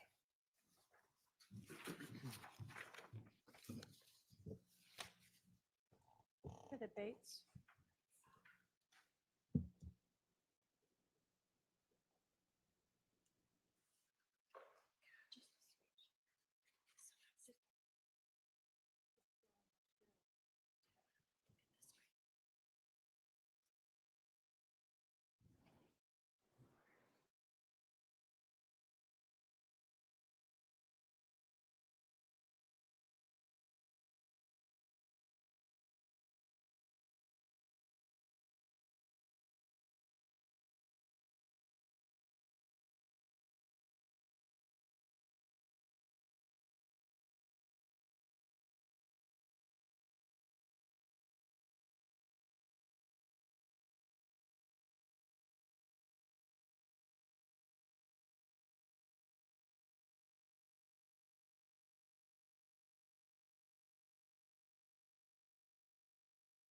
Sidebar on this. Okay.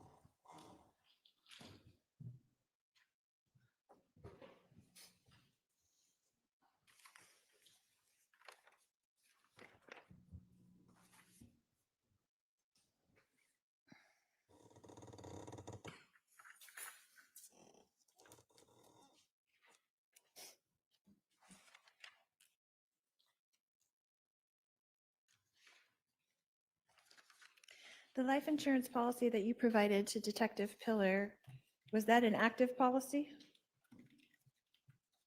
As of the date that I As of provided that- to him, or as of the date of my? As of October 2nd, 2018? Yes, Okay. And did you provide more than one life policy to him? no, To Detective Pillar? Did Melanie have a life insurance policy? Protection relevance. Sustain. Well, are you asking if she had an insurance policy separate from this on him? Correct. I'll allow it. If he knows. not that I knew of. Okay. But in your agreement, oh, did you provide also a copy of your mediation agreement to Detective Pillar? Yes, I did. And in that agreement, Melanie was supposed to get a life insurance policy as well on herself as you, the beneficiary? I'm going to object to relevance at this point. Sustain. Who was the beneficiary on the policy that you provided to Detective Pillar On what date? on October 2nd? Who was the beneficiary on October 2nd on your policy? Melanie Boudreaux. And did you change that beneficiary? I could not. It's a whole life policy. It's not changeable without both parties.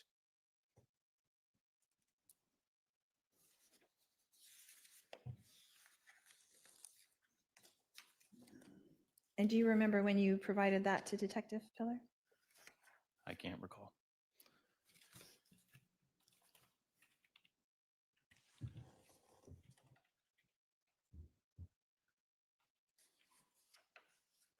Did you provide any other financial information to Detective Pillar in regards to his email asking you for documentation?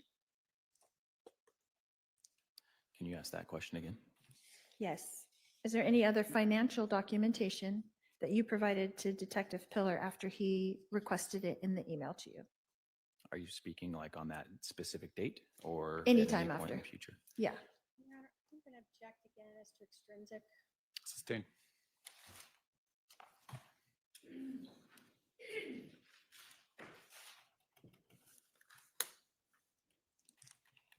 Brandon, did you meet with the prosecutor in preparation for this testimony?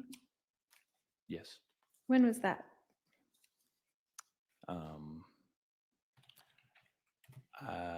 I can't say which specific day, but I met a few weeks ago, 2 different times. 2 times? Yes. How long each time would you say? Or how long was the first time? A couple hours. How long was the second time? Couple hours. Did you review documents at that time? Yes. To refresh your recollection of things? To the best I could, yes. Did you view any of the financial documents that you provided to police during those interviews? I did not. What documents did you review in preparation for your testimony here today? The ones that I can recall would be my 911 call and the conversation I had with Detective Pillar. So your interview with Detective Pillar? Yes, the one that I had with him in the car. Okay. But not all of your conversations with Detective Pillar ever, right? I don't even know how I would do that. Okay.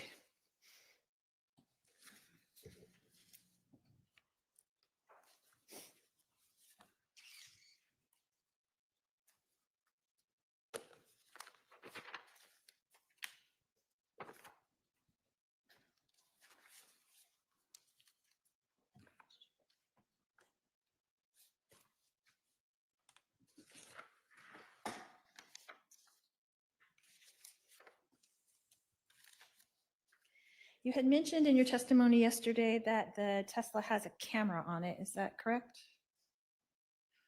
I don't know if I mentioned it in my testimony yesterday, but the Tesla does have a camera on it, correct? On the front or the back, or how does that work? They have cameras on the front and the back and on the sides. And so kind of like, oh, sorry. So like a 360-degree view? Depending on the Tesla, there's different cameras that they have, yes. And were any of those retrieved to your knowledge from the Tesla, the cameras? The model that I had was not one where it saved the recordings. So it doesn't save any recordings at all? It did not. Okay.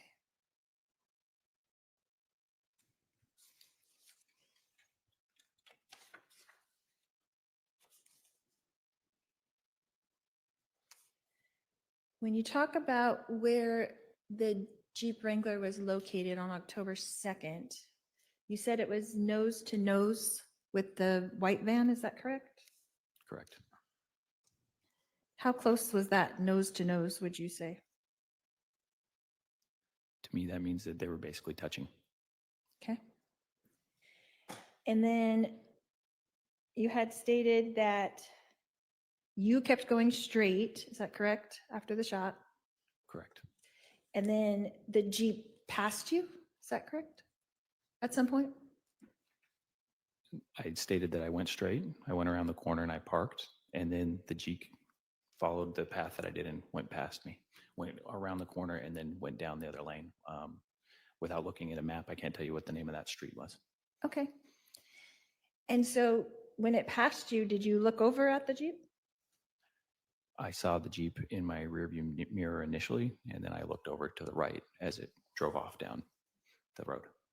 And did you see the driver of the Jeep? I could not identify the driver. And you have seen Alex Cox before, correct? I couldn't see anyone. But you have seen Alex Cox before, correct? Yes, And you have been with him on many occasions. You know what he looks like, is that correct? correct. And so you would recognize him if you had seen him, is that correct? If I had seen him, I would recognize him. So when you were looking, you said you first saw him in your rearview mirror. You saw the Jeep coming up towards you when you were pulled over, is that correct? Correct. And so you didn't see the driver at that time either in your rearview mirror? That is correct.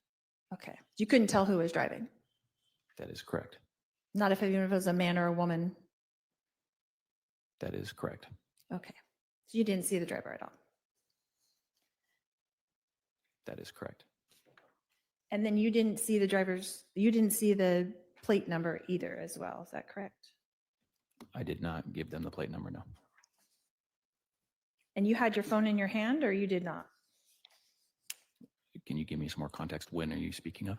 When the Jeep passed you, where did you have your phone in your hand? My phone was connected to my speakers. So Oh. I was talking over the speakers, but I believe the phone was in my hand. And like you didn't take a picture of the Jeep as it passed or the license plate or anything? I did not.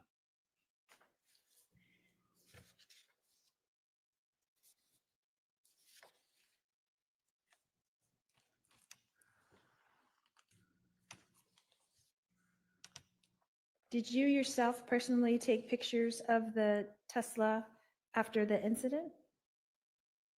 Can you give me some context of when? Anytime after the alleged shooting? I sold the car, so I took a lot of pictures of it before I sold it. So yes, I did. Did you take pictures of it immediately after? Can you give me a definition of like when immediately is? Like, did you take pictures of it showing the window missing? At some point I took a picture of my car. I can't tell you when specifically, with it missing a window.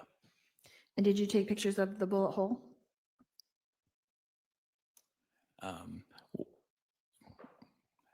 At some point I may have. I don't think I did though. Did you send those pictures to anyone? I may have. I don't remember.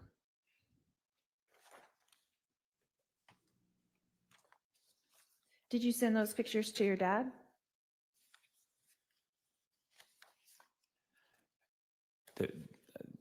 If I took a picture of my car, I may have sent a picture to my dad. It's not something that I recall off the top of my head.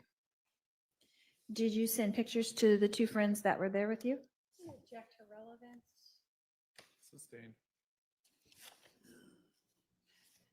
How long was it before you sold your Tesla after October 2nd? I couldn't say. I gave it to the police. They had it for a while to run tests and do whatever they needed to do. Then when it was returned, I took it to a dealership to get it repaired. And after that, at some point, it was sold. So did they repair it? They were able to repair everything? They were. Did they have to replace the whole door? I don't know what all they had to do. I just paid for it after it was done. So the police did not ask you to turn the car over to them, is that correct? That is incorrect. I turned it over to them.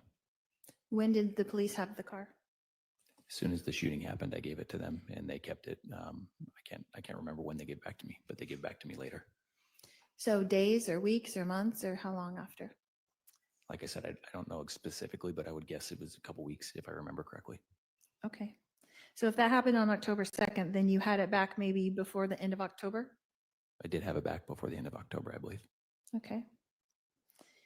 And was it the same as when they took it? Was it intact the same way, the window missing and the bullet hole? I mean, I can't say if I would believe that whatever tests they did were not intrusive. I don't know if they did anything, but as far as the car being the same, it looked the same to me.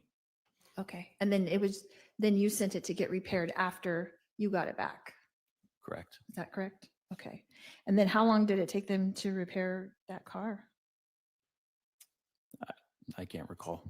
Like weeks or days? Like I said, I can't recall. I can't tell you a definitive time. Do you have to have a rental car during that time? I borrowed a friend's car. Okay.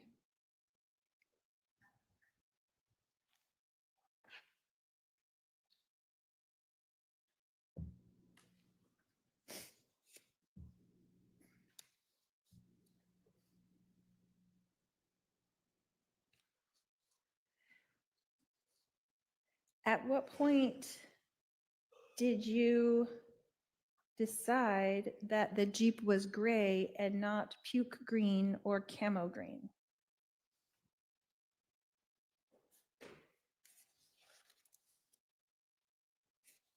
I'm not sure I understand what you're asking. Did you provide information to the Gilbert Police Department that it was a gray Jeep? I believe I referred to it as several different colors throughout conversations I had with law enforcement. Okay. And where did you get your information from the VIN number that it was actually a gray Jeep? I did not. Where did you get the information that it was a gray Jeep? Later at some point, I decided I thought maybe it was gray. Later at what point? I can't say for certain. A month later? To 2 days to me, later? puke green and gray are very similar in color. I identify both of them very similarly.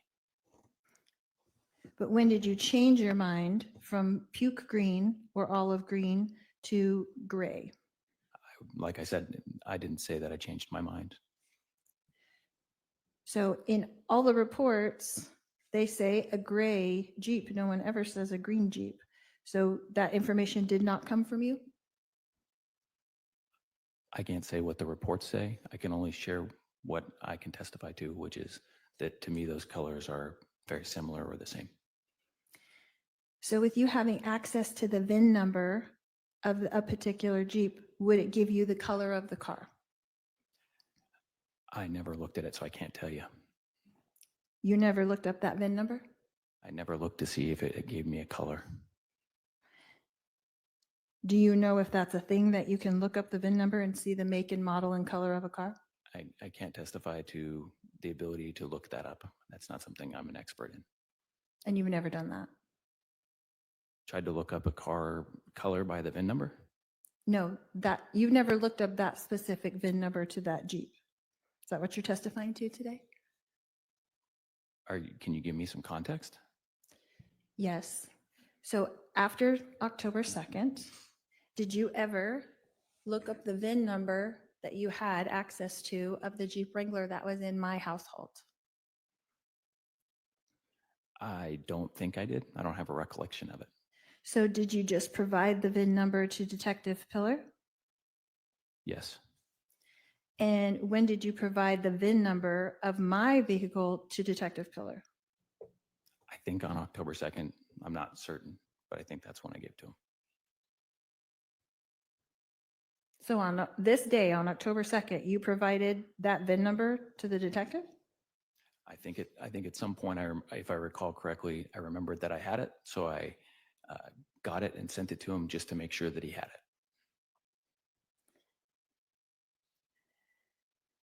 So at that point, even though you thought it was a puke green or olive Jeep, he would have access to the information that it was actually a gray Jeep that was in my family household. Is that correct? I can't testify what he had access to.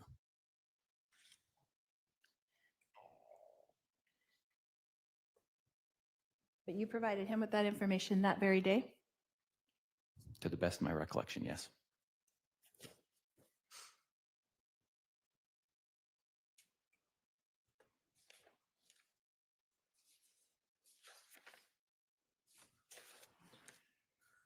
Brandon, did you know of Alex being an avid shooter? I knew that Alex liked to shoot guns.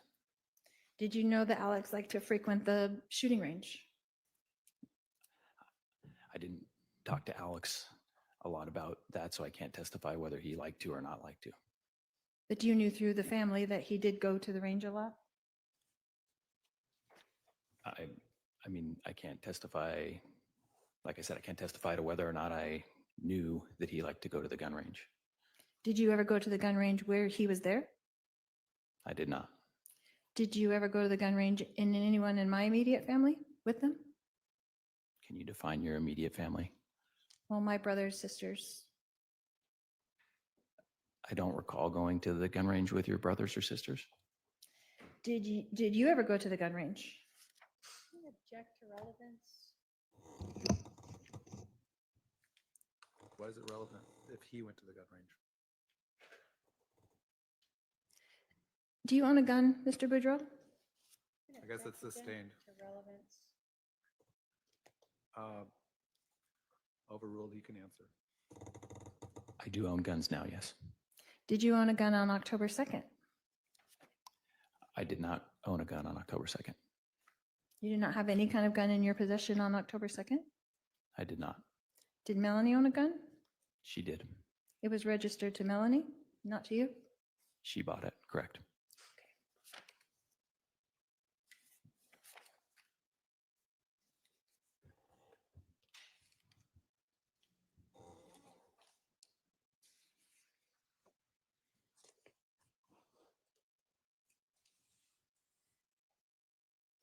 When you say that you provided the VIN number to Detective Pillar, was that later in the day after the police had already left, or was it while he was still at the scene?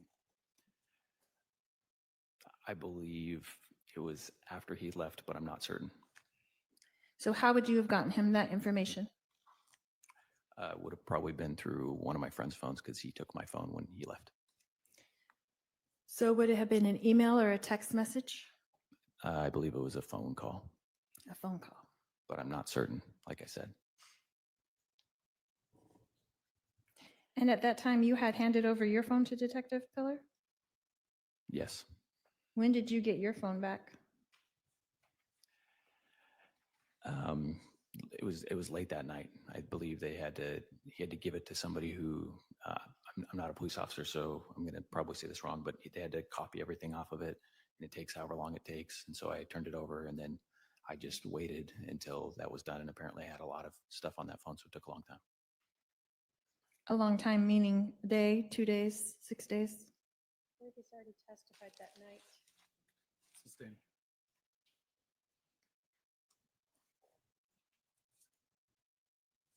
I'm sorry, I missed that. You had it back that night. I actually, as I think about it, it may have even been in the morning that I went back and picked it up. Okay. I'm not certain though. It was either that late that night or it might have been in that morning because I think I didn't have my phone that night. Okay. Did you go buy another phone in the meantime? No. You just waited for it to be returned to you? Yeah, it seemed like the most logical thing to do.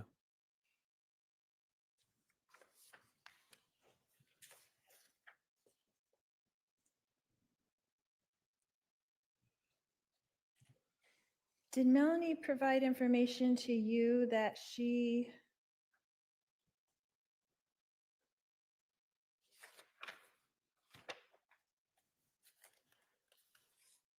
was going to be out of town that weekend before October 2nd?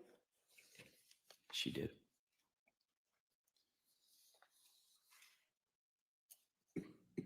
And was that the first time that that weekend of October 2nd, or those weekdays, I guess it was weekdays at that point, is that the first time that you activated the mediation agreement where the children were with you at the new house?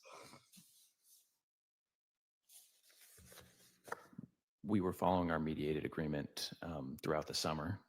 However, that was the first time that I had a space where we both felt like the kids could move freely and be kids. So it was the first time that they got to come and spend time and enjoy it.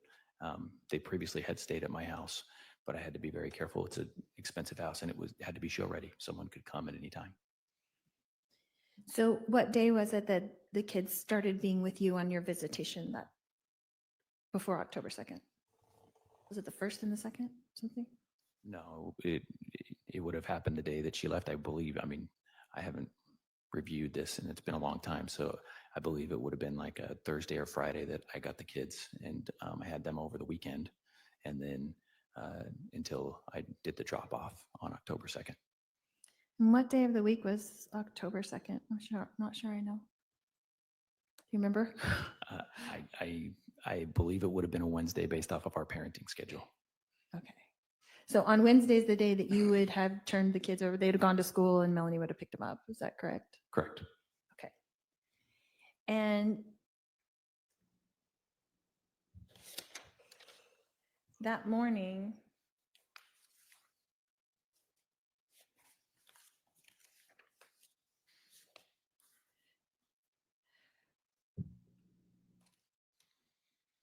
had you talked to Melanie in the morning before school at all? She and I only communicated through text.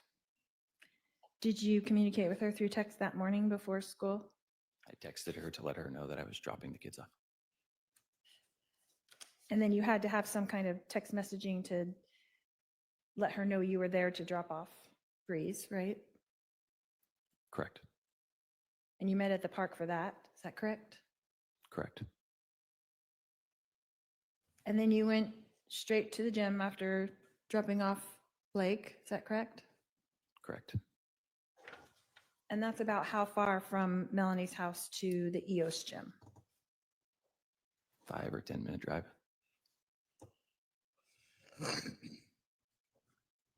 And then how far is that to your residence from the EOS gym?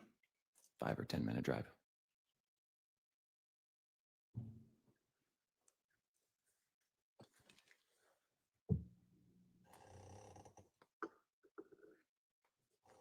So when you were driving down your street, when you turned onto your street, did you see anyone else out in the neighborhood? I did not. No one out walking or anything? that you noticed? Not that I noticed. And when you drove away over by the pool area, was there anyone out in that location? Not that I noticed. How many cars would you say were parked on your street, on the Phelps Street that morning? There were 2 that I noticed. I couldn't tell you how many other cars were parked on the street.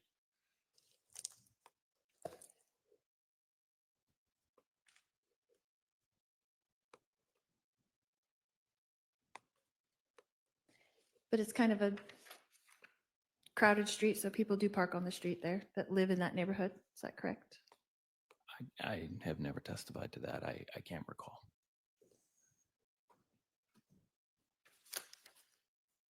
And you had lived into this same neighborhood previously, is that correct?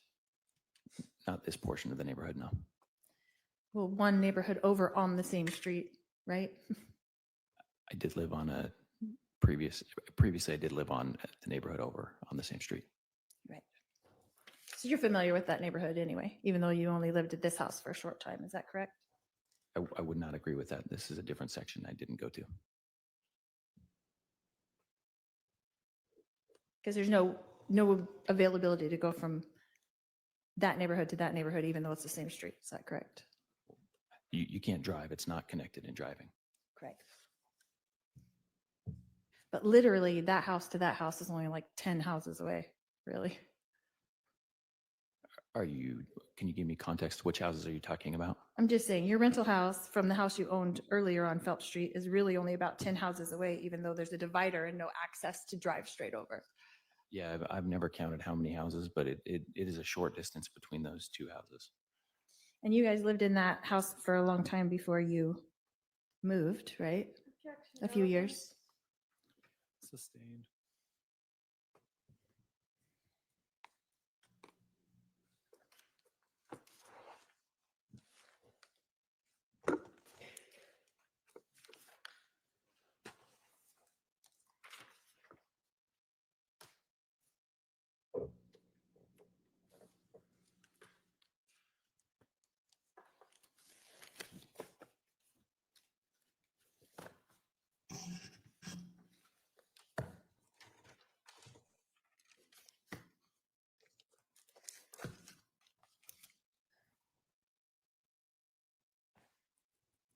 Brandon, when you were providing all of this information to Detective Pillar in regards to your relationship with Melanie, were you trying to have him charge Melanie with your murder? Object to relevance. Sustained. No more questions, Your Honor. Redirect.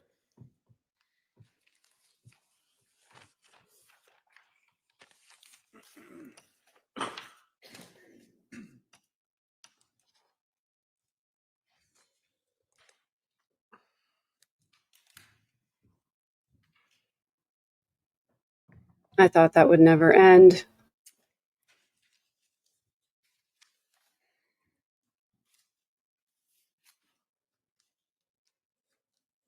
I'm going to start by talking to you about June 25th, okay? Why did that date stick in your mind? It was a painful date. You can get closer to you, Mike. It was a please. painful date. Why was it a painful day? Why did that stick in your mind?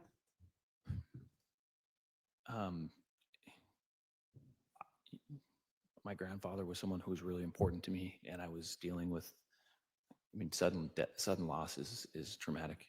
So I was dealing with that, and my family is the most important thing in this world to me, and so the dissolving of my family was probably one of the most painful things that I've gone through as a person, and that date is the start of the dissolving of my family. Okay. So when you are talking with Melanie, was the focus of that argument about your marriage? Yes. And during that argument, did you and Melanie discuss issues within your marriage? Yes. And during that, did Melanie bring up reasons why the marriage was over? Yes. Did any of those reasons involve things that Melanie claimed you did to her aunt, Lori Vallow? Yes. So one of the reasons why the marriage was going to end was because of this defendant, Lori Vallow, things that she said you had done to her. Yes. Did that include the idea that you had hacked into Lori Vallow's computer? Yes. So that's something that Melanie was bringing up to you during this argument about the end of your marriage. Yes. Did the issue of you helping Charles Vallow try to take away Lori's temple recommend also come up? Yes. So again, your marriage and the reasons why it's ending tied to Lori Vallow? Yes. Is that why you sent those text messages to Lori about the temple recommend, that you had nothing to do with trying to take that away? Yes. You told her that was a lie. Yeah.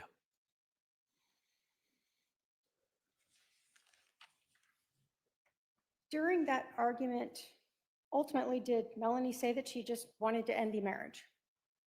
Yes. Prior to June 25th, did you think that you were about to get divorced? No, I had no, there was no thought in my mind that that was going to be an outcome. And then all of a sudden on June 25th, you start hearing about things that you've done to Lori Vallow. That is why your marriage should end. Yes. Was it your belief, based upon your conversations with Melanie and with Charles Vallow, that Lori Vallow was involved in causing your divorce? Yes.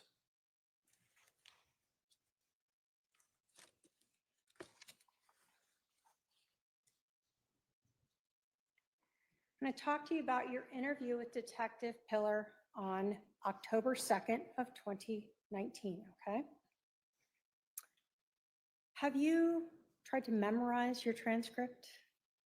No, we talked for a while, so it would be a lot to try to memorize. No. When we met, you listened to it again. Yes, that was the first time I had heard it. You have been asked by the defendant to read various parts of your transcript. Are you having difficulty recalling what happened to you that day with the Jeep? No. Were you trying to verify the specific words that you were telling Detective Pillar during that interview? Yeah, I think it's important for me to be honest and be thorough. So I wanted to make sure that I was thorough in what I was responding. Can you tell us from your own memory what the Jeep looked like? Yes. What did it look like? Like I described it that day, a puke green or a gray Jeep with no tire on the back with a Texas plate. Did you tell him that it was a Jeep Wrangler? I did, yes. How many doors did it have? 2-door. That what you recall? That's everything that I recall. Is that what it was? I believe that's what it is, yes.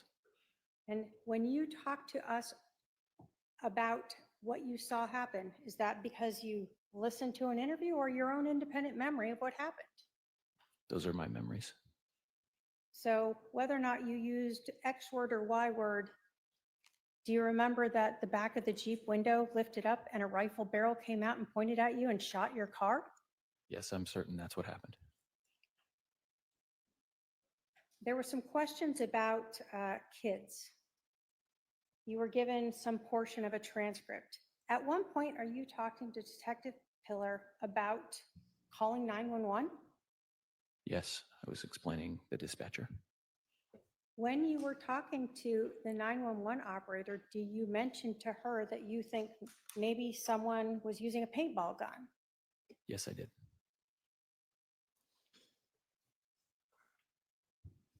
When your car was hit and a bullet didn't go through the window, were you trying to figure out how that was possible? Yes. Did you later realize that it wasn't a paintball gun that hit your car? Yeah, as I stated, I was certain once I saw the bullet hole in my car that the same reason I called 911 originally, that someone had shot at me, and it was definitely a gun, and it was definitely, they were trying to kill me.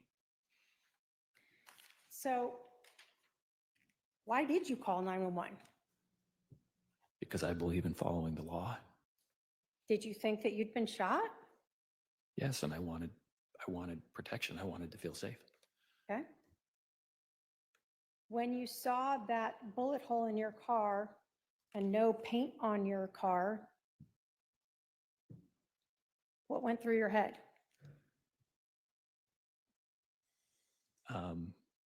I think, like I said, it's a really scary thought because up until then, I think you want to feel safe. And so I was trying, my window was broken, but I didn't see a bullet hole. And I was trying to think of something to make myself feel maybe safer.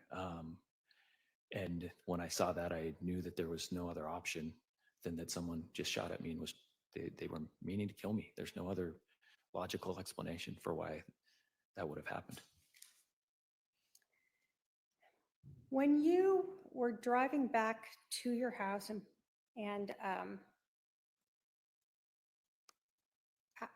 from the pool area, you told us that you saw the Jeep going up Cole sort of in your direction initially, correct? Correct. And then you saw the Jeep turn right onto Waite, Correct. and you could see across that field, and then you saw it turn south onto Fisher. Correct.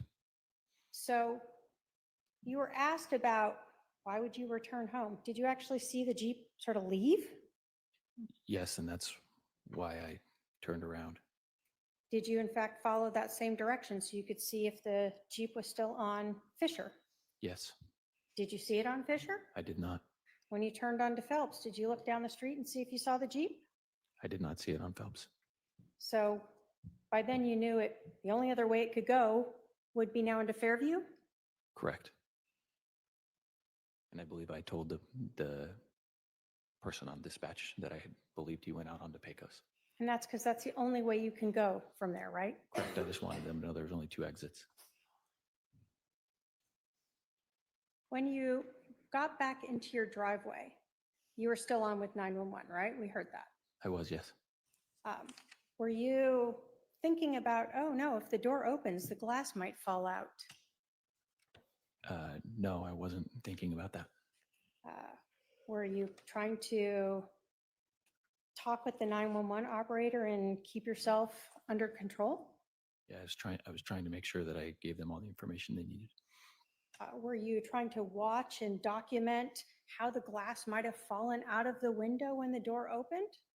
No, I actually was surprised when it fell because it wasn't something I was expecting. Same thing when you were up by the pool.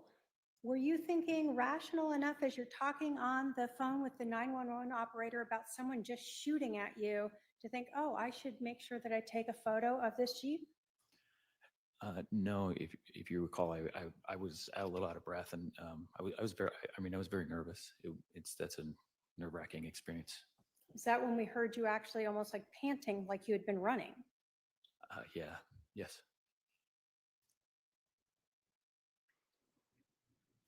And do you wish you'd seen the driver? Of course, I wish that my Tesla camera worked. I wish a lot of things. But you didn't. I did not. You were asked a lot about this VIN for vehicles. When you are given a VIN number, does that mean you get to see the car? Does that have anything to do with a visual of the vehicle? No, it's just a number that identifies cars. So in your use of a VIN number to look up car insurance, did you care the color or the accessories on a vehicle? I mean, an insurance company might, but I mean, you have to think they had multiple cars. I had to take all those VIN numbers, put them in, and then you go run it through a software and it tells you who's going to give them the best price. So I wouldn't have been paying much attention to any of those details. I can't even recall what any of them were on the cars. So you're just putting in the VIN numbers to see who might pop up the best insurance rate. Yes.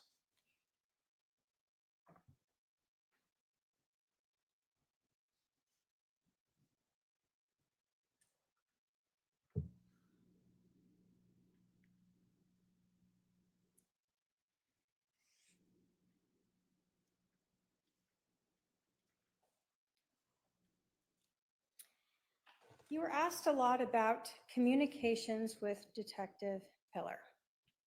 Did you know him before this? No, I met him that day. Was he the assigned case agent for your case? Yes, he was. So that's the person you were supposed to communicate with about your case? Yes. You were asked about having a large amount of text messages or phone calls or emails with Detective Pillar over the last 5+ years. Do you recall that? Yes. Would it be fair to say that all of those communications that you have had with Detective Pillar over the last 5+ years were not just about this case? That is correct. Would it be fair to say that some of those communications that you have had with Detective Pillar over the last 5+ years were in relation to a completely separate investigation? That is correct.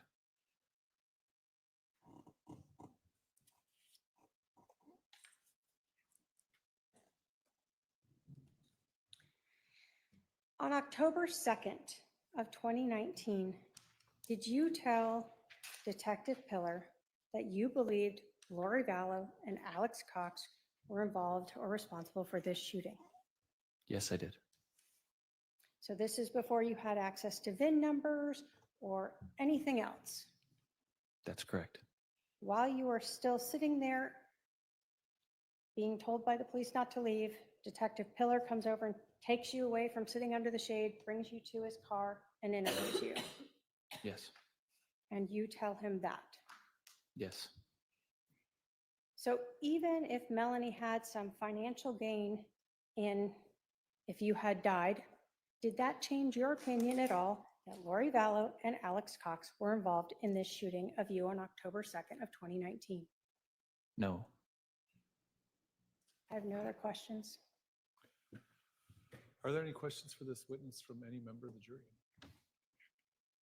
All right, seeing none, you can step down, sir. Thank you. I'm going to call your next witness.